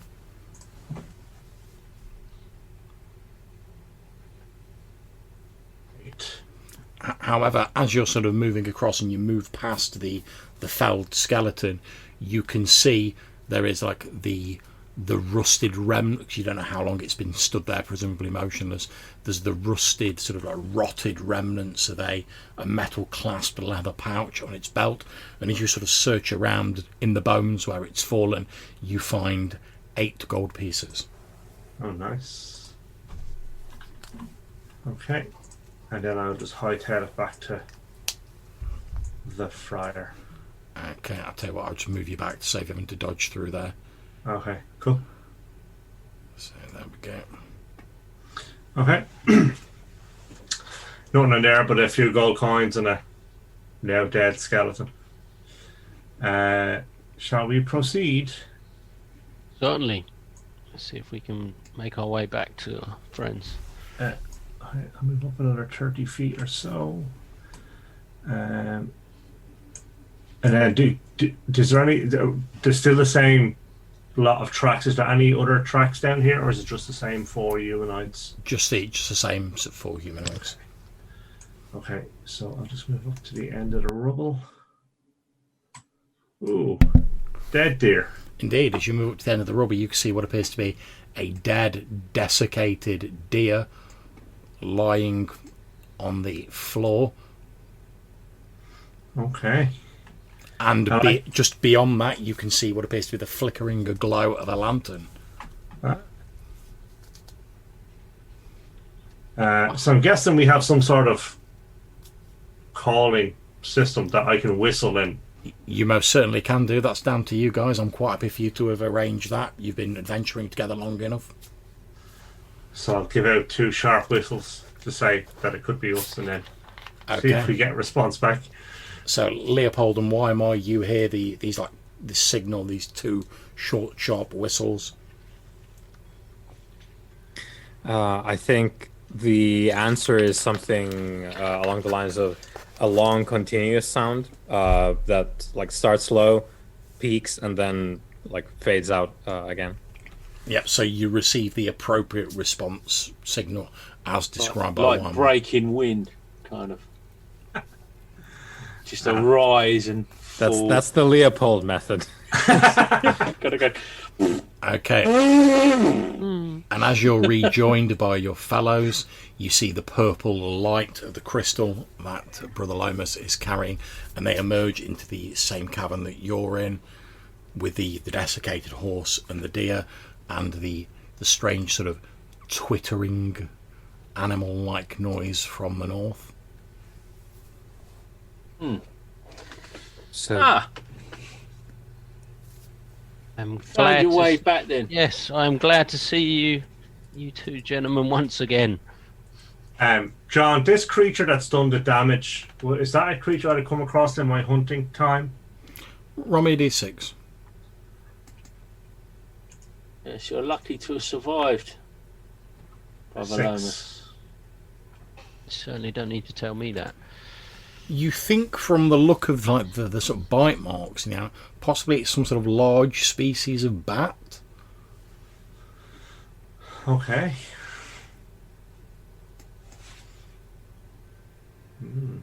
Does the horse look like a wild horse, or does it look like it has like a saddle and...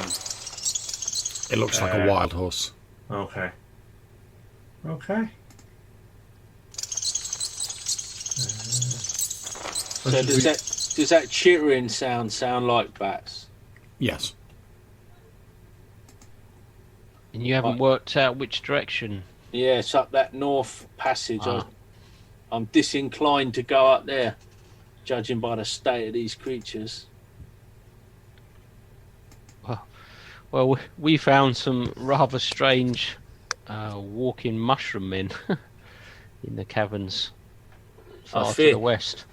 I fear you may have swallowed a little bit too much cave water there, Brother Lomas. Well, I can assure you, I think Malcolm would back me up. They were walking mushrooms. 6 foot tall walking mushrooms. Of course there was. Of course. And fungus zombies. Yes, of course there was. okay, so let's not go there. Or fall into the river again. That's right, Weimar. Let's not go where the walking mushroom men are. That's right.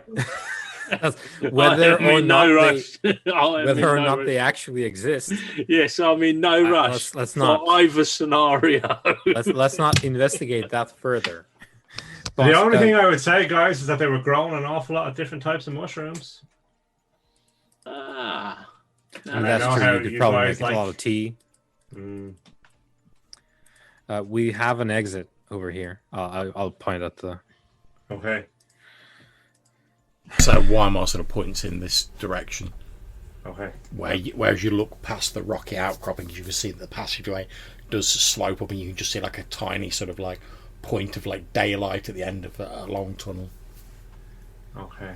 Do we want to look at wherever these bloodstains lead? I think we should at least find out what's up there. Whether they're bats or... And let's be very conscious of the fact that there is, in fact, an exit over here. If it turns out that there's a blood-sucking 6 foot tall mushroom up this way. Okay. Will I try and sneak up and see if I can catch sight of it? If you want to do that, make your sneak roll.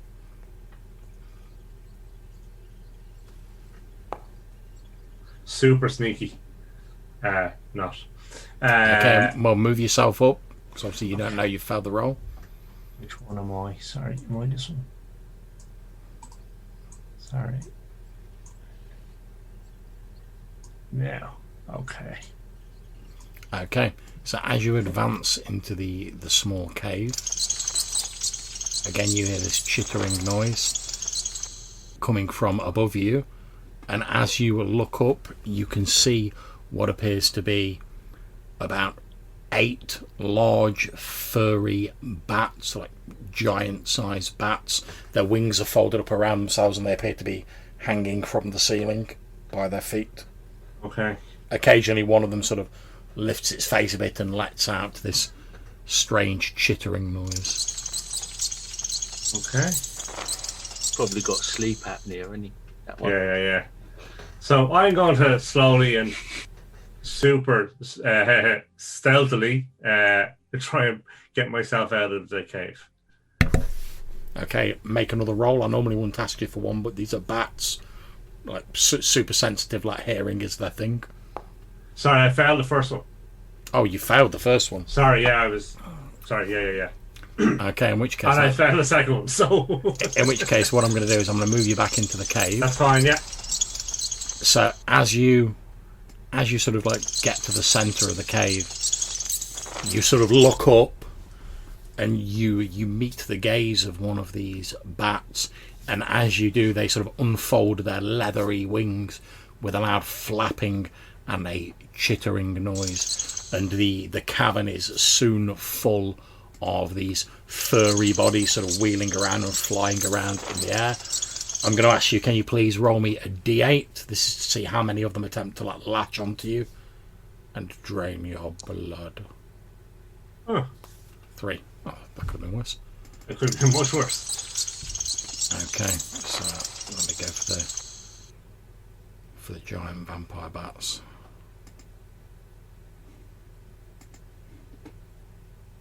So 1,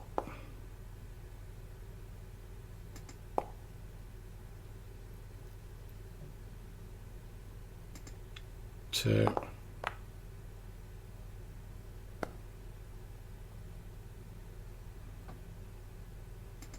and 3.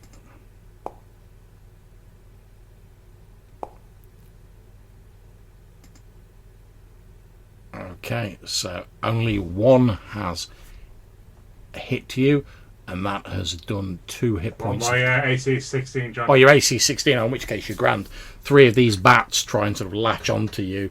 They can't get through your armour. You're sort of like forcing them away with your weapons, and they sort of flutter off you, and they're all sort of like wheeling around you. Okay. So what? Patting them off. Yeah. So what I want to do is try and chop at the nearest one with my sword, and then run my 50 feet or my 30 feet to escape. Go for it. Okay. Oh, that's definitely it. I'm hoping that's a dead bat. Okay. That is indeed a dead bat. So as one of them flies towards you, its fangs bared, you literally bring your scimitar down, cleaving it in 2. Big bat. Now feel free to move the rest of your move. Okay. I move down there. Okay, so you guys hear this strange sort of like chittering intensifying, this flapping of leathery wings. There's like a and a dull thud, and then you see Malcolm like hot-footing it back out of the cavern, and you can see these like flapping leathery winged bodies like pouring out of the cavern after him. But you guys, the rest of you guys, will get to act first. So, Weimar, what would you like to do? I'm going to move the bats into the sort of corridor to show you where they're going. Yeah.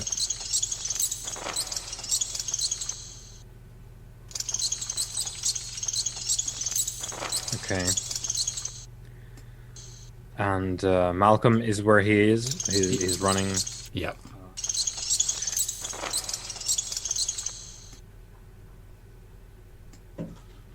Right, well, I'll do 1, 2, and I'll shout to Malcolm, like, "Are we leaving?" No, they're only bats. He says as he's like...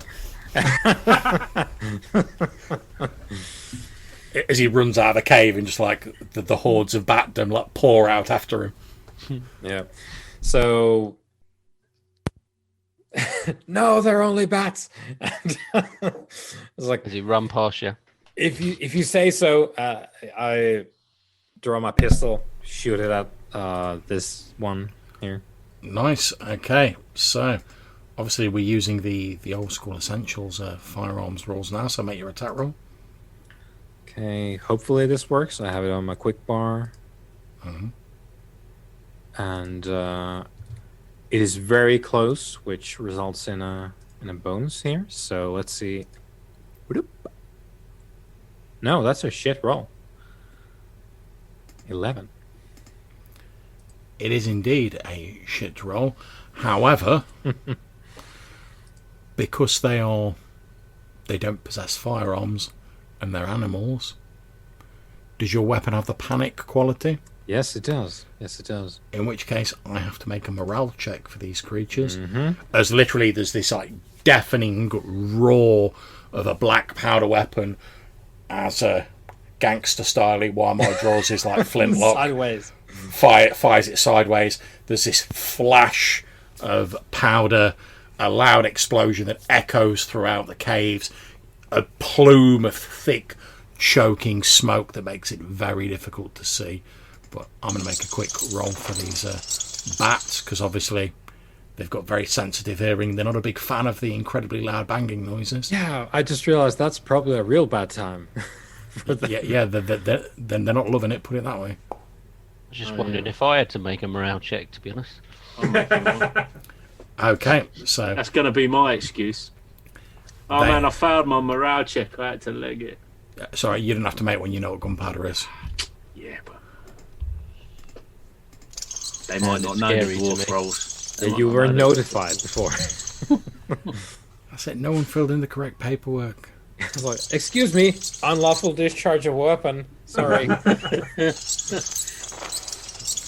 Okay, so startled by the explosion of the powder, the bats stream eastwards and out of the tunnel leading out of the cave.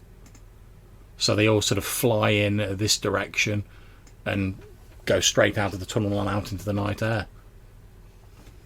Nice. Oh, Don't want none of them tangled in my beard. Ugh. they're all over me. Ah. Okay. I think that's probably the best result for like a missed roll. Yeah, I've seen in the That's game. the primary use. I'll say for... Black powder weapons are far better for making people run away than they are for doing any amount of damage. Yeah, but the rules that we're using, the pistol is serious business if it does connect. It will ruin a person's day. That's the thing. I mean, with a black powder weapon, it's like it's very rare you hit. Mostly you're just hoping for people to run away. But on that one occasion, you do get like a square shot on someone. They do that damage. Yeah. So as the bats depart, I will immediately set about putting in another shot because I need that in my back pocket. That's absolutely fine. You've got plenty of time. You reload your pistol. How long does it take to reload out of interest? I think it's a fairly long time. It's about sort of like Combat, I mean. in combat. Like 2 rounds. Let me just have a look. Every second round. Yeah. Okay. I thought it would have been. I remembered wrong, but this is new rules, right? So Yeah, reload. It requires a round to load between each shot. yeah, Okay. So you'd have to fire, spend a round reloading, and Too then bad. fire. yeah, I think that takes longer in Lamentations. It does a lot longer, yeah.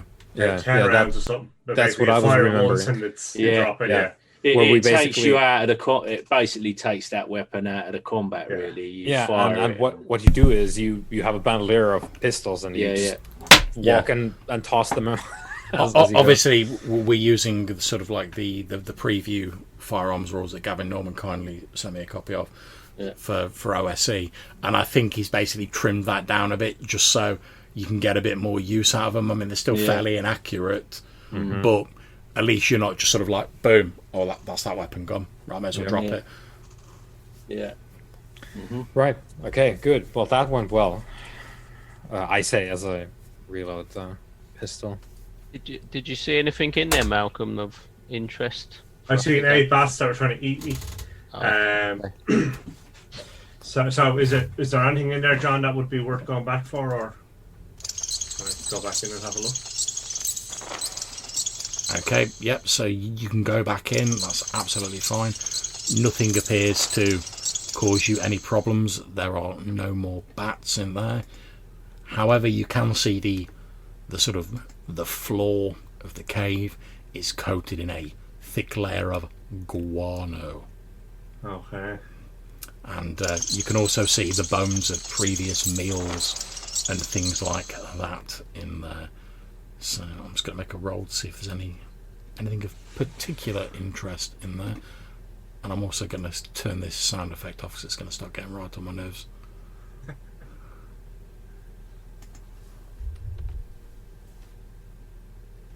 It's a sound effect on Foundry, John. Yeah. I downloaded the sound effect, and it's basically set up so when you have a controlling token that goes into the radius of the cave, it plays the sound. I can set it off manually, Right. but obviously for me as well, also whenever I click on a token that's in range of that, it sets the sound effect off as well. Okay, so let me just make this roll. Oh yeah, I see. There's a little musical note on Foundry. I'll There. say exactly. So as you're looking around there, you do find some bones that look vaguely humanoid, or perhaps ape-like would be a better description. In amongst you poke around in amongst the bones and the bat guano, and you find what appear to be 3 gemstones, which you show to Leopold, and he says, "Oh, they're worth about 10 GP each." Okay. You also find a single larger gem, which it's got a few flecks of metal around it, like it must have and bits of rust, like maybe it was once in like some sort of jewelry or something, but the metal's like rusted away, and all that's left is the gem. And Leopold like raises an eyebrow when you show him that, and he's like, "That's a good one. There's few flaws in it. It's probably worth around about 100 gold pieces." Okay. Nice. We'll put them away. Okay.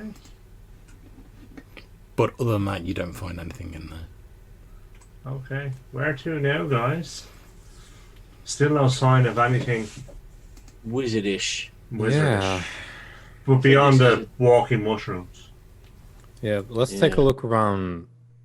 Well, just for interest, there was another hole that led up to caves above that we came past. Well, from the mushroom cave.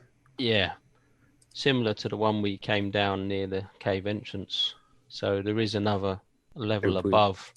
Should we go there then? Well, before we go there, shall I just stick my head outside the cave and see where that brings us, where that is, in case it's not what it appears. You know, it could always be, like a little sanctuary. It could be a little hidden place where this guy comes to.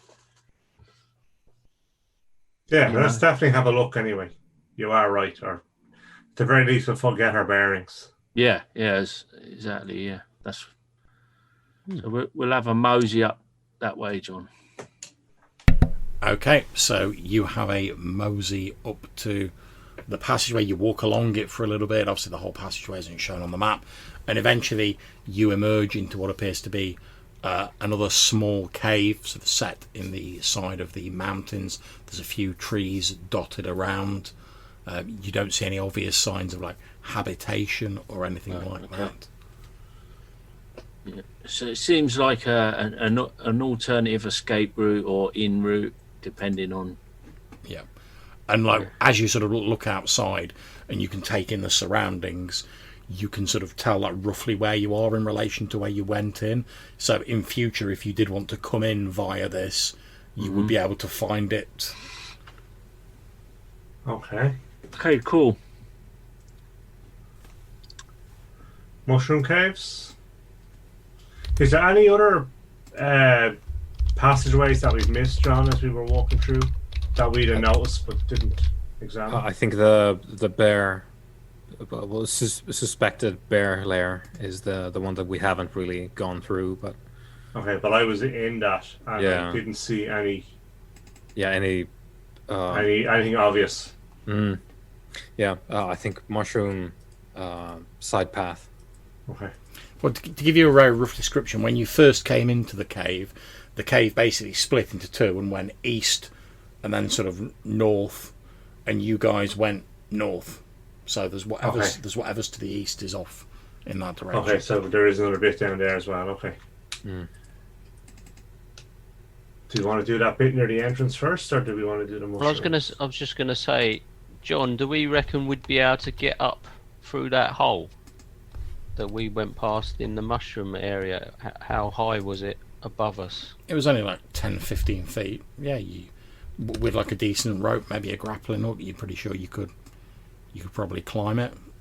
I mean, it's irregular walls because it's a cave, so there's plenty of so it's not just in the middle of a room and there's nothing around it. No. Oh, okay. Weimar's got a grappling hook as well. Yeah. Oh no, it's just before we went all the way back there and then thought, oh, well, it's 20 foot up in the air, we can't get to it. But, yeah, that's cool. There's another exit to that passageway as well, right? To that cave. Yeah, I think there was. Yeah. Oh yeah, it went to the west, I think, further. So go back or to the another level that you saw the entrance to in the mushroom cave. Yeah, I'd be inclined to go back because I would suspect that this brand character wasn't coming too deep into the cave. Yeah, it would seem like unless there's something really wrong with him, probably not this deep in. Yeah. You don't think he's got anything to do with these mushroom men? Don't think he's doing, I don't know. I mean, what about the mushrooms that they're cultivating? Their mushrooms, could they be? They seem to be tending them in some way. Yeah, more like Looking after shepherds. I think they were almost guarding them. I think if you try to do anything with those mushrooms, I think they would be alerted and become aggressive. But And there's zombies with that's them. only a theory. What if they work for him? What if they're in some arrangement? They may do. What do we think he's up to? He has successfully executed a coup in one of the. He's somehow Alright. drugging or magically controlling the. Drugging. And therein lies the magic word, Brother Lomas. Drugging. What if these mushrooms provide some narcotic effect that he uses against the people of the town? I didn't recognise the mushrooms in any way, did I, John? You brown didn't. ones. You think they're I didn't probably spend what I any know time. as brown cap. They're fairly common sort of mushrooms, although these are much larger than ones you've seen before. But you didn't really stay long enough to examine any of the other ones. Right. Yeah. I mean, there was many mushrooms in there of potentially different varieties. And there was those red fungus ones as well, right? We've seen. Mm.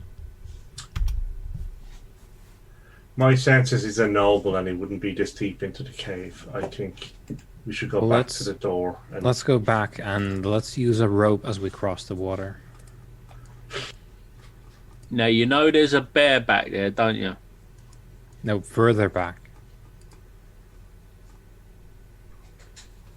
So what Yeah. about if we go out through this door and go back round the front instead of...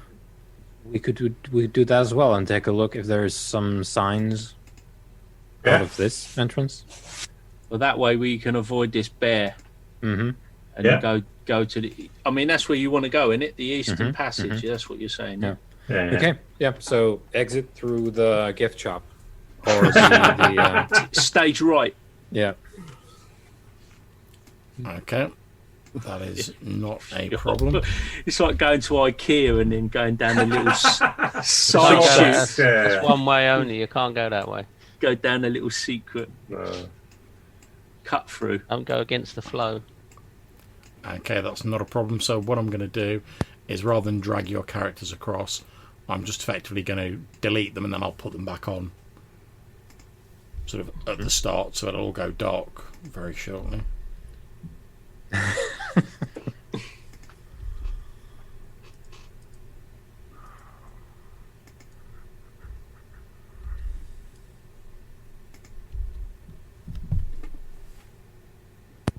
hopefully I'll come back as a dry brother, Lomas. Okay, so if I'm correct, you're planning on heading out through the nearby tunnel to the small mountain cave, and then you're going to make your way overland to where you originally came in. Is that correct? Yep. And Yeah. also, as we emerge, check if there's any signs of activity in the vicinity of the other entrance. Okay. There doesn't appear to be, as far as you can see. Okay. Okay. Very. I think it's, unless it's been snowing really heavily around these parts. Find it interesting that there's nothing here from yon people that we gave food to. I wonder where they come from. Oh, we've seen where they came in. We They- followed their footsteps. Hmm. Oh, right. Yeah. Good.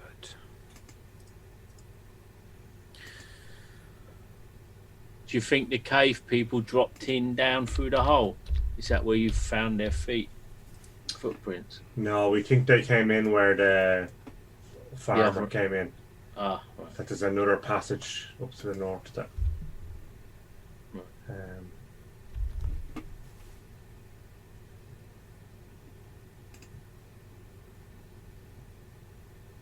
Is the Gordon fella, is he keen to get away? I've got to admit, he doesn't seem too keen to like venture back into the cave once he's Yeah. got out. But he does. Well, do you ask him about that, Brother Lomas? Yeah, I was basically, as we go outside, I was going to mention to him, would you like to, go He back says. Carry our stuff. where He whence says. you came? It's like, well, I can't say I'm keen to venture back into those caves, but as I've said, I owe you all my life. So if you think I can help by accompanying you, then I will do. No, it's fine. It was just if you were looking for work. You are welcome to join us in New Zealand should you require a place to live.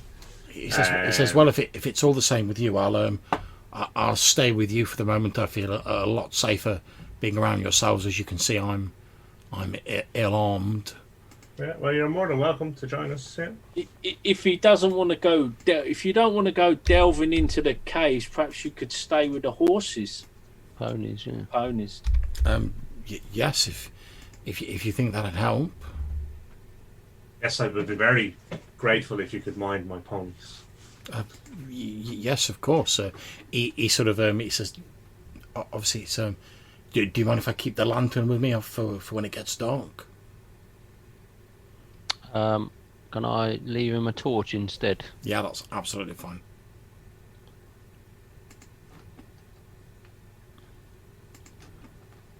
I'll cross off a torch. I'll leave him that instead. No problems.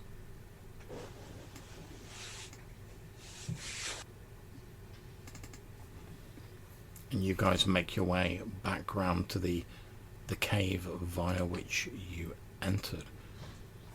So I'll just ping that area. Hopefully you can all see your characters. Again, you can see the drop in the floor as you saw previously. I'm just going to sort out Brother Lomas's purple glow.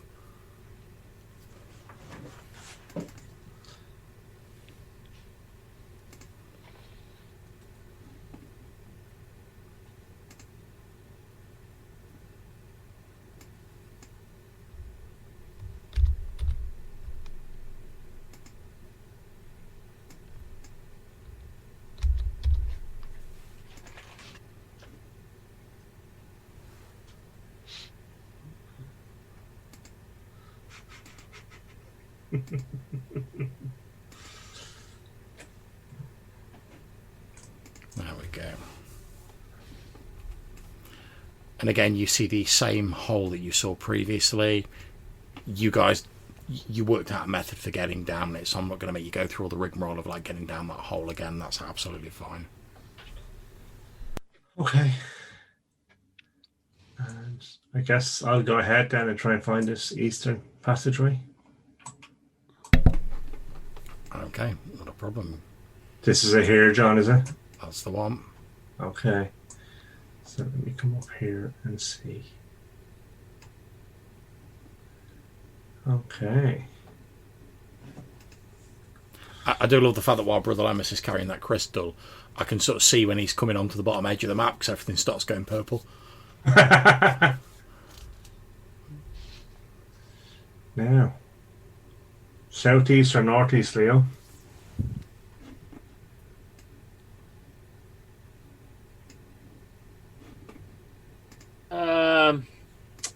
What do you reckon? Maybe southeast, huh?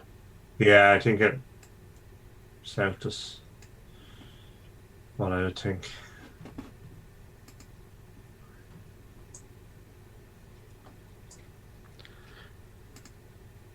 That's probably easier to cover the ground and make sure we check everywhere. Yeah, you start picking your way through the rocky passageway strewn with large boulders. Getting a little bit tight down here.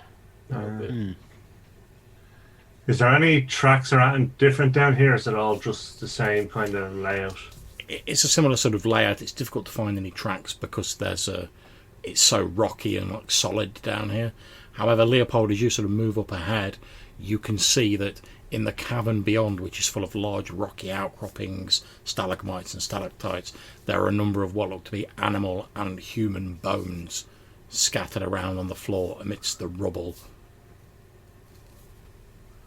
Any smell of rotting meat or anything like that? Or animal smells like excrement? Or Not excrement, but there's an odd sort of like musty sort of odour lingering in the air. musty. Musty, mouldy, musty. Yeah. You know, if you've ever smelt like bread that's sort of like just started to go mouldy, that sort of smell.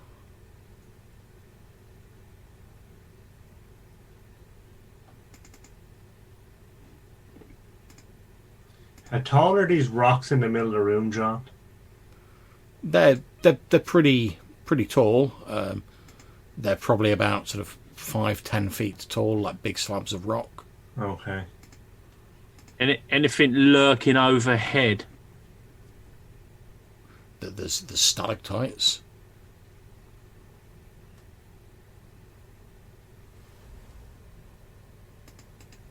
Does there seem to be a source of the mouldy smell at all? Is it? I know it's a little bit tricky to. It's getting stronger as we're getting nearer. Yeah, it's definitely becoming more pronounced the more you move into the cave. I've still got that sacco piss over my head. Yeah, it's making it a bit difficult for you to like fully get like the smell because you're mostly smelling your own kind piss. of mouldy, pissy smell. Yeah, it basically smells like someone's like pissed on you and then shoved like a mouldy slice of bread in your face. It's pretty unpleasant and it's a bit claustrophobic as well because obviously you're like breathing through a acid sack. Okay. So I think I would like to creep into the room and try and climb up on the top of one of these rocks and get some height and see what I can see. Okay, move yourself to where you want to go.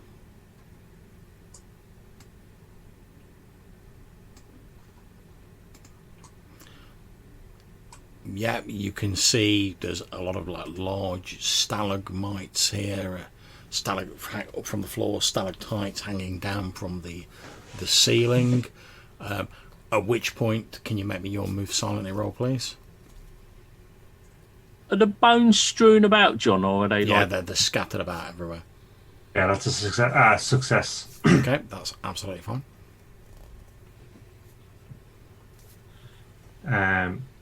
Now, this one down here, John, is this another passageway? It is indeed. Or does that... Oh, sorry, it doesn't bring... Okay. This thing here, is this also a tiny passageway?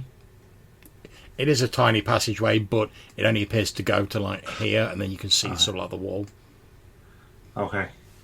And Can I get a sense that the smell is coming kind of north or south of where I'm at? It seems to be like pretty much emanating from the area you're in. Okay.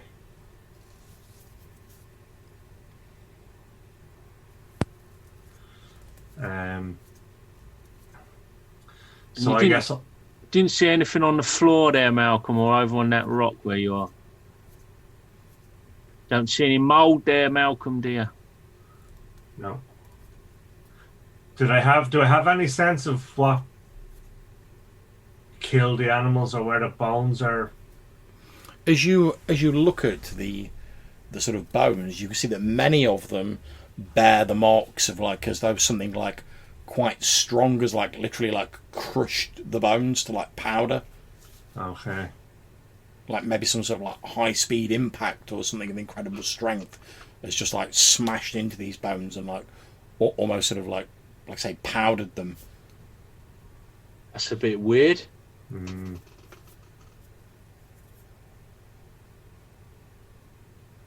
No sign that something dropped on them. Difficult to tell because there's bones scattered everywhere. It could have been, but you look up at the ceiling, you can see stalactites hanging down. You can't see anything obvious. No sort of like smashed up stalactites on the floor or anything like that. Not as far as you can see. No, there are sort of broken bits of rock around, but whether they were once stalactites is difficult to say because there's rubble and rocks everywhere. Yeah. Moldy smell. Do you guys want to check out that southern passage and I'll keep watching the big cave? Yeah, can do. I will attempt to hop across here.